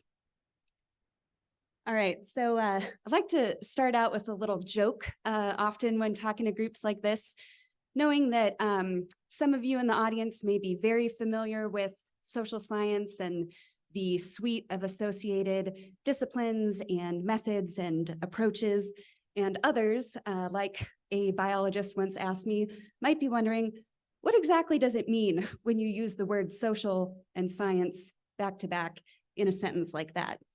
But let's see, click the next one. when I'm defining social science, oh, and I have an animation coming. Dramatic reveal, animations weren't a good idea. Oh, all right. Well, I'll give it away. I drew a line through the only more talkative portion of that joke to say that social science is like normal science, right? We, similar to natural scientists, draw on systematic and rigorous methods to investigate or understand some phenomena of interest. What's different and often intimidating to folks is that unlike natural sciences, which typically study things that are physical or tangible, social sciences study primarily social things. So social phenomena, we can think about culture and governance. We study social processes like communications, engagement, and decision-making. And we also study individual attributes. So things that you can observe, like people's behaviors, and things that you can't directly observe, like people's values and beliefs. All right, oh, go to the next. There we go. So those are some of the phenomena of interest that social scientists might study. On to the next. All right, so just briefly about my job in the Fish and Wildlife Service, this regional social scientist position, and we have a number of these positions now across the service, are relatively new, but intended to be a regional resource that can work across all service programs, work with internal groups as well as external partners, really trying to help build and bridge this gap, right, between research and practice that we know exists and is even more pervasive when it comes to integrating a new discipline. So I really try to help connect the research and practice world. Often that looks like giving kind of consultation or advice on the issues that a group might be working with. I might also get involved giving more technical assistance, so thinking about some direct social science applications. I might work with a group as an ongoing collaborator, and at some point, if they're needing original research, I might try to help be that connective tissue back into the social science research world to help a group find that social scientist that can work on their interdisciplinary team. So with that, I think I'll hand it over to Mike. Jorge. Oh, to Jorge. Yep. Thank you. So she's the glue. I mean, simply put, she can help with so many different things. And if you're just getting started and thinking about engaging a collaborative or engaging a partnership, social scientists are a first place to start. If you already have an active partnership and an active collaborative, it's really good to get her involved or somebody like her to help move things along. But we're always looking at the best thing to do with landowners when we're talking about having actionable practices on the ground that are a win-win for both landowners and the species we care about. So now I'm going to turn it over to Jorge Velasquez. He is going to help us understand what's going on in Latin America. The thing about the lesser yellowlegs is it's a completely Western Hemisphere bird. So we have to think broadly about lesser yellowlegs, and we have to be inclusive of all kinds of people up and down the flyway. So Jorge is going to visit with us a little bit about some of the activities going on in Latin America with the team that he works with as it pertains to landowners. Thank you. So again, I'm Jorge Velasquez. I'm with the Audubon Americas program of the National Audubon Society. And I want to share very briefly some of our experiences working with landowners in the Cauca Valley region of Colombia through regenerative agriculture. So next. So the Cauca Valley of Colombia, it's situated between the Central and Western Andes is the region that you see highlighted in the map. And this is a very productive landscape which has been heavily transformed precisely because of its economic importance. Most ecosystems have been degraded, and wetlands have been one of the most degraded ecosystems, losing up to 80% of their original extent, only 1,600 hectares remaining, and that has had obviously very significant consequences for wetland bird populations in this landscape. In the floodplains of the Cauca Valley, you get mostly sugarcane plantations. So those wetlands have been replaced mostly by sugarcane plantations. Next. And what Audubon has been doing there for the past couple of years is working with the Sugarcane Growers Association to create temporary wetland habitats through the plantation of rice in sugarcane fields. So what happens is that every 7 years, sugarcane growers need to replace completely their sugarcane plantations. And what we are testing with the Sugarcane Growers Association is, instead of planting immediately again sugarcane, we're proposing to plant rice for a period of 1 year. This has the benefit for farmers that their land keeps on being productive because they're planting rice, they get some money out of it, but they are also having an increase in fertility for the next growth cycle of the sugarcane, and they also see an increase in the productivity of their sugarcane. So on that side of things, is good for the farmers, but it also creates this temporary wetland habitat that, as far as we have tested through bird surveys, increases bird friendliness for wetland bird species. So we've been doing bird surveys in like a dozen of farms, and consistently we've been finding that bird friendliness is higher in the farms where we implement this sugarcane rice rotation strategy. Next. We've been also running some conservation planning exercises to find out what are the most cost-effective conservation implementations that we can do to meet our conservation goals in the Cauca Valley landscapes. And as far as it pertains to wetland birds, the rotation of sugarcane and rice is one of the most cost-effective strategies. The most cost-effective strategy is actually working to make more sustainable cattle ranching, but that doesn't impact directly wetland birds. Next. So there's a lot of potential for the and promise for scaling up this strategy of sugarcane rice rotation, but that there are some caveats also. We need to make sure that before scaling up this practice, we come up with some set of best practices for rice and sugarcane rotation. We see that in the fields, farmers use a lot of fireworks and bamboo cannons to scare away birds, especially during the planting stage, because like whistling ducks come in into the flooded fields and eat the rice seeds, and we don't know like what are the impacts of that on bird populations. And this is also a landscape where herbicide and pesticide use is very high. So we also need more science to know that we are, if we are directing birds perhaps to an ecological trap.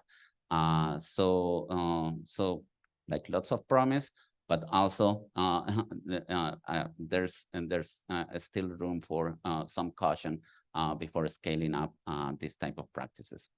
So with that, I'll turn it over to Kelly.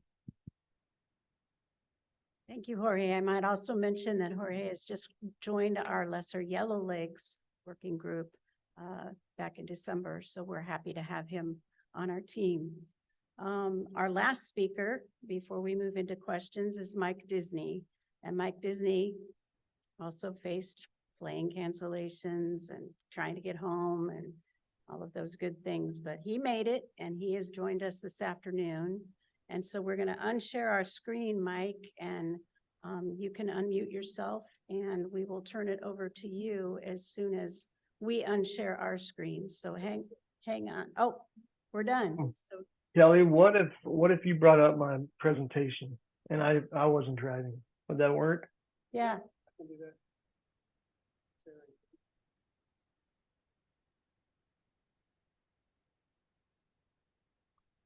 All right, so I can't see the screen. Can somebody give me a thumbs up if my first slide is up there? Not yet. Hang on. Okay, cool. Yeah, so with 2 flight cancellations, they also lost my luggage, but we found it, so that was good. But I spent 24 hours trying to get there to be with you guys. It's a shame that I couldn't be there in person. So, but glad we could connect virtually.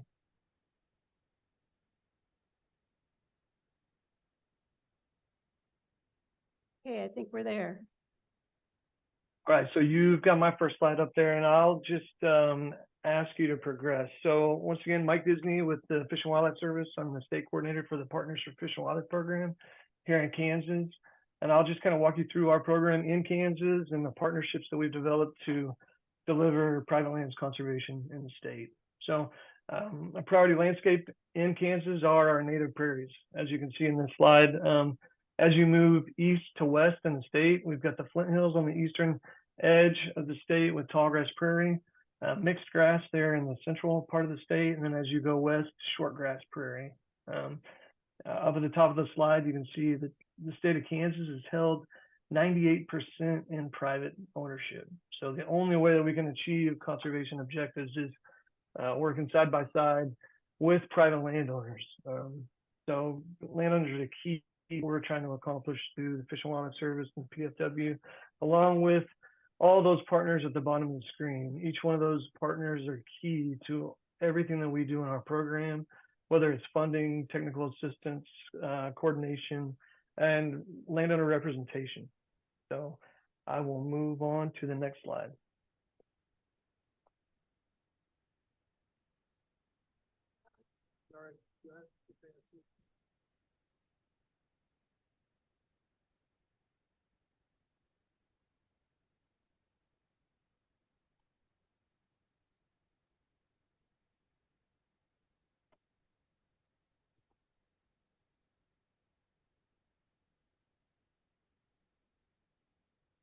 Sorry, it's not progressing on my end. Is it progressing on your end?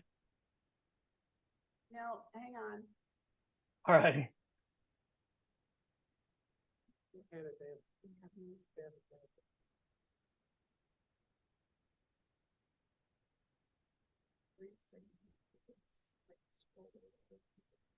Okay, so we're still looking to a map of the state. You can see our intact prairies are represented in green there. And so one of the aspects of the PFW program, Partners for Fish and Wildlife program, is we identify focus areas across the state where we're going to target conservation delivery. Those white stars are where we have staff located in the state, and they sit within those focus areas. Focus areas were developed through Fish and Wildlife Service models, input from external partners, as well as private landowners across the state. So you can see we work with a shoestring staff. There's only 4 of us in the state. We have even more of a shoestring budget as far as what we have for funding to deliver on the ground, and that's why partnerships are so important to us. We leverage external funds in every project that we deliver, but it's mainly focused on those intact native prairies that are in the green. There in the middle of the state is where we have Colbera National Wildlife Refuge and the state-owned Cheyenne Bottoms, where it's a huge wetland complex of international concern. And so we've done a number of projects there as well. So let's go ahead and progress to the next slide.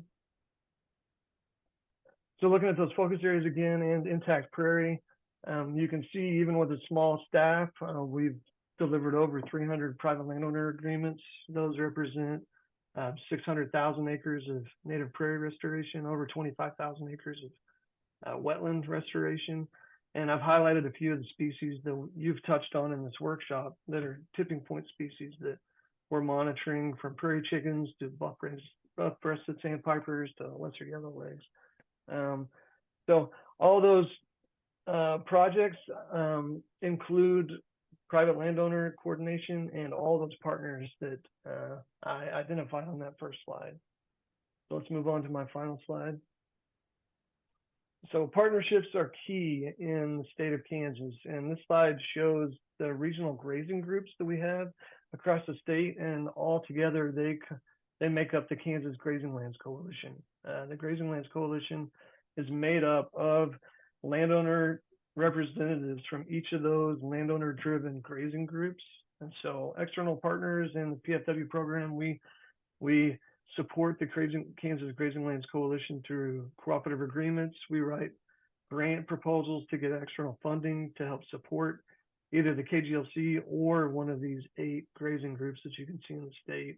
And that partnership has been just incredible for us to identify common ground goals with each of those individual landowner groups, because they vary across the state, but we're walking hand in hand with each of those groups, and they feed up into that larger organization at the state level.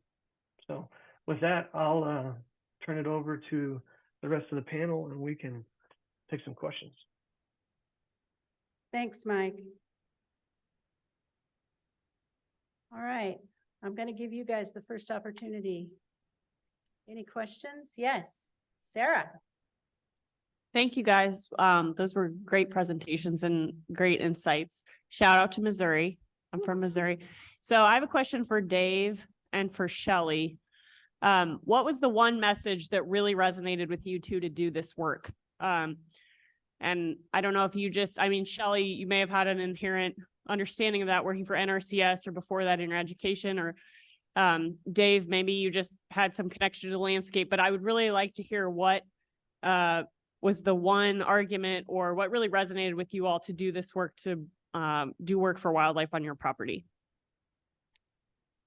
I really think it went, for me, it went back to my youth. I mean, my father always had a real strong conservation ethic, and he would see bad things going on in the landscape, and he would bring it to my attention as a youth. And the fact that I did grow up amongst those remnant prairies back in the 70s, Catherine Ordway was the 3M heiress when she was working with the Nature Conservancy, and she came and purchased a bunch of these prairies near where we lived. And I grew up with prairie chickens. When I was young, we had a booming ground a mile from our house, and all of that. We had jackrabbits and all this neat stuff. We didn't have deer and turkeys, believe it or not, but we had this other wildlife. And so I saw the decline start when I really started managing the farm back in the mid 70s. The crash happened in 80s, and the farm economy just really tanked. And I utilized CRP, and I actually utilized it pretty creatively. I did pivot corners, bad draws, wet spots, and I had about 400 acres of CRP. And back then, everybody was just putting out the cheapest planting they would allow. But I went ahead and went with the native warm season grass mixes, and it was probably the best thing I ever came up with. And we learned to manage and live with the native warm season grass. We couldn't graze it or anything. And we learned once Washington started micromanaging CRP and would prohibit us from burning and manipulating it. That's when our stands got bad and we had invasives come in and everything else. So I saw the pitfalls of that. And then I really did not want to convert those acres back to production when they all came out. And some of them lasted in CRP for 30 or 40 years.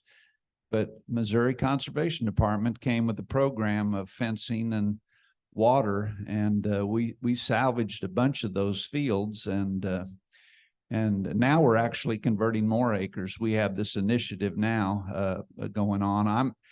Missouri's having a native warm season grass summit in April, and I've been on the agenda and planning committee.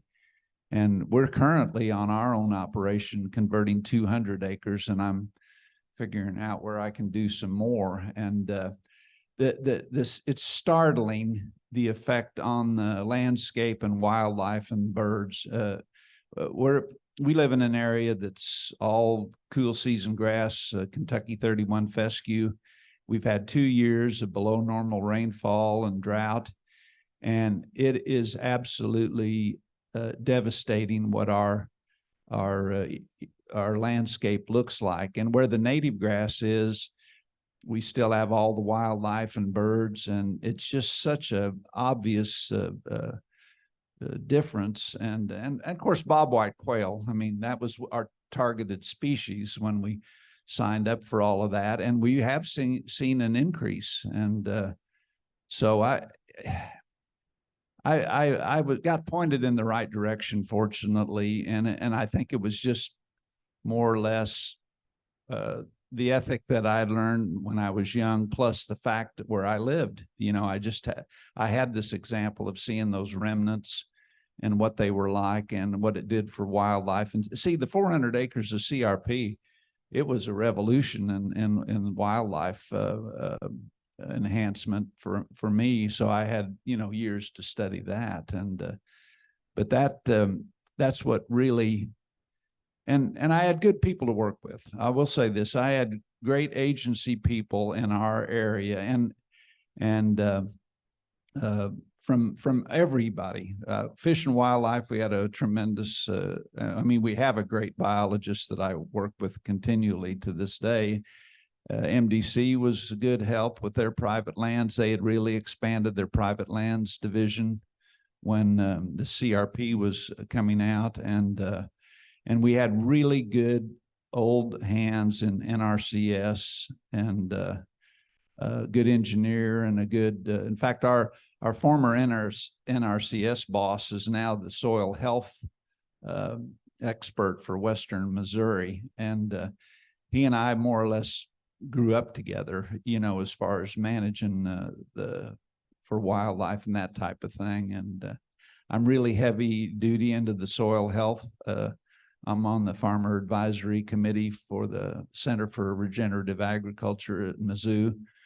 And we practice cover cropping, no-till, and that just blends with this native grass landscape we've created to make, just as Rick said on the thing, we just have a wildlife haven. And the birds, it just really, I really wasn't much of a birder before. I mean, I killed my share of quail and stuff, but I really have gotten into, now that I know how the landscape affects the bird populations. You know, we used to just be covered with meadowlarks, and that was such a subtle decline, I didn't really notice it. And I would talk with my friends and I'd say, do you see meadowlarks much anymore? And no, not too much. Well, since we've done all this restoration work and everything on our place, we're back up to the meadowlark carrying capacity that we used to have. So it's, once I saw the evidence, and when I saw what the soil health movement was doing for us, right before my father passed away, he said, you know, I think we're finally heading in the right direction with everything. And I think I'm heading in the right direction. Thanks, Dave. Shelley, do you have anything to add to that? Yeah, mine's somewhat similar. I grew up always trying to improve things. my folks both came from operations, but they struck out on their own too. So we're kind of maybe that runs in the family, but the operation that they purchased needed a lot of improvements. And I think I was just raised around constantly improving things. And I get a lot of, it just feels good to make things better. I would say that when talking with landowners and trying to convince them to make changes, if you're coming at it from only the wildlife or the bird standpoint and not talking about how it's going to impact their operation, it's might be tough for some ranchers or landowners to wrap their heads around it until they recognize what it can do for their operation. And a lot of these things go hand in hand. So I would just challenge everybody once again to try to think about how can you talk about it differently, because how I explain a potential project or a program to somebody because I have roots in ranching is probably different than somebody that came from out of state and is very knowledgeable about the species. Just because of our different backgrounds. And so going to industry meetings and trying to educate yourself that way might help. But there's different ways to sell it. And for me, I was just raised around it. Great. Thank you, Shelley. Did this hour go by quickly? I hate that we don't have another hour because I think we could utilize it, but Katie's giving me the sign that we're about to wrap things up. I do want to encourage all of you to seek out a Partnerscapes member or a Partnerscapes board member while you're here at the meeting. Remember partnerscapes.org to gain more information. Steve Jester is the executive director and he is here. I'm not sure if he's here in this room, but he is definitely here. Take advantage of visiting with him. If you find a Fish and Wildlife Service employee that works with the Partners for Fish and Wildlife program, certainly depend on them. I was deliberate in this group that I brought together for you today because I wanted to have the science, and Jorge has the science. I wanted to have landowners because they're knowledgeable and they're the people that we need to work with. And I wanted to have a social scientist, and I definitely wanted to have somebody who was very passionate and very engaged in partnerships and collaborations, and that was Mike. If you put together a dream team, that's what the ingredients should involve. Make sure that you engage people early. Don't come in with a plan of what you want to do for a bird from an action strategy perspective without talking to landowners in your local landscapes, because it's not going to go well if you do. Get them involved early, and Shelley is one of the first to say we're people too, and the landowners are greatly approachable. So I thank you for your attention this afternoon, and with that, I think we're going to break for the evening, and I'm going to turn it over to Paul. Maybe not quite the evening. Yeah, that's right. Okay. Okay, we have to. Thank you all so much.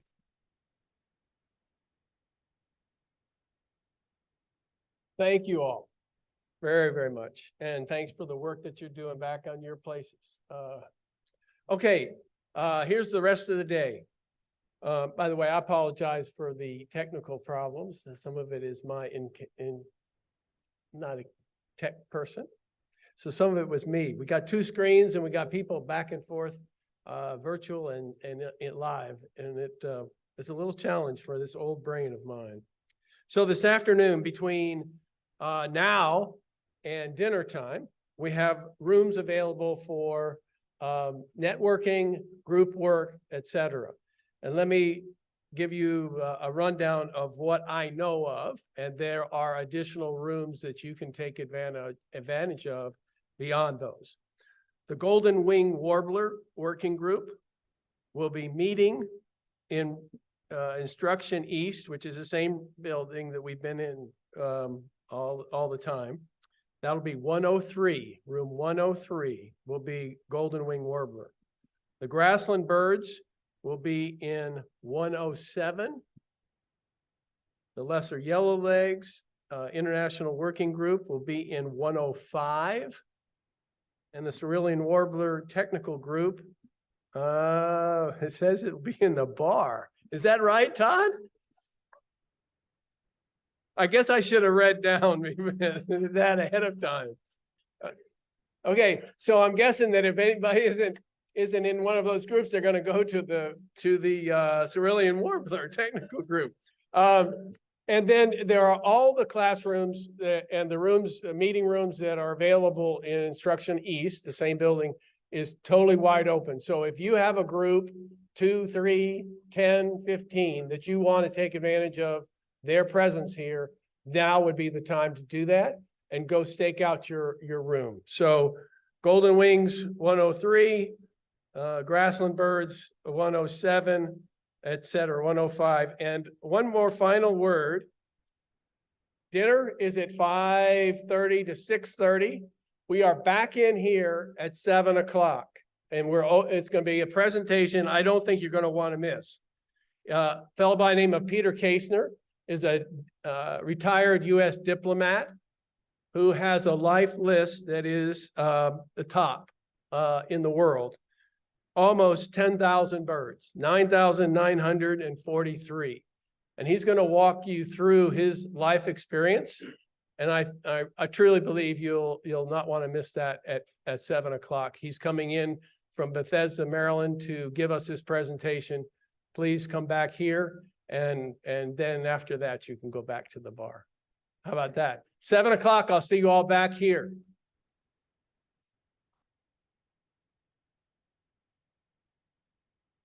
Thank you, kind And sir. you're welcome. And for those who are still online, you're going to be able to join us at 7 o'clock as well. So we'll stream that for you at 7 o'clock. Thanks.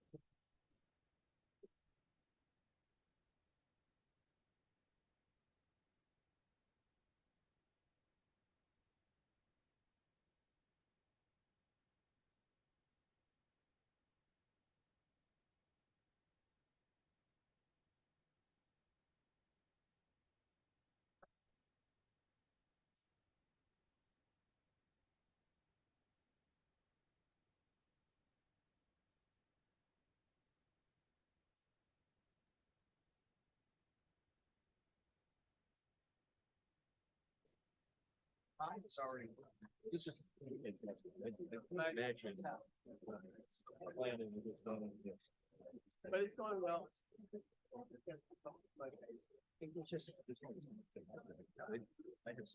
My brain isn't prepared. It's been pointing, it's been down.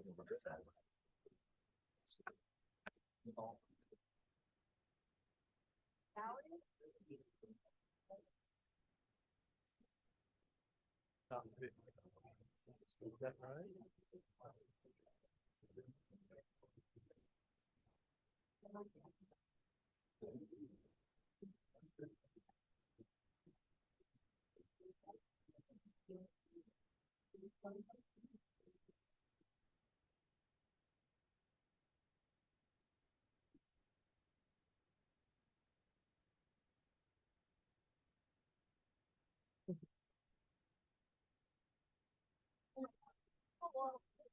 disappearing.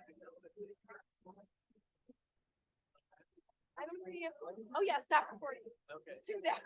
2 down. Let's see. That one, right? Yes, that's it. Stop, yes. Yes.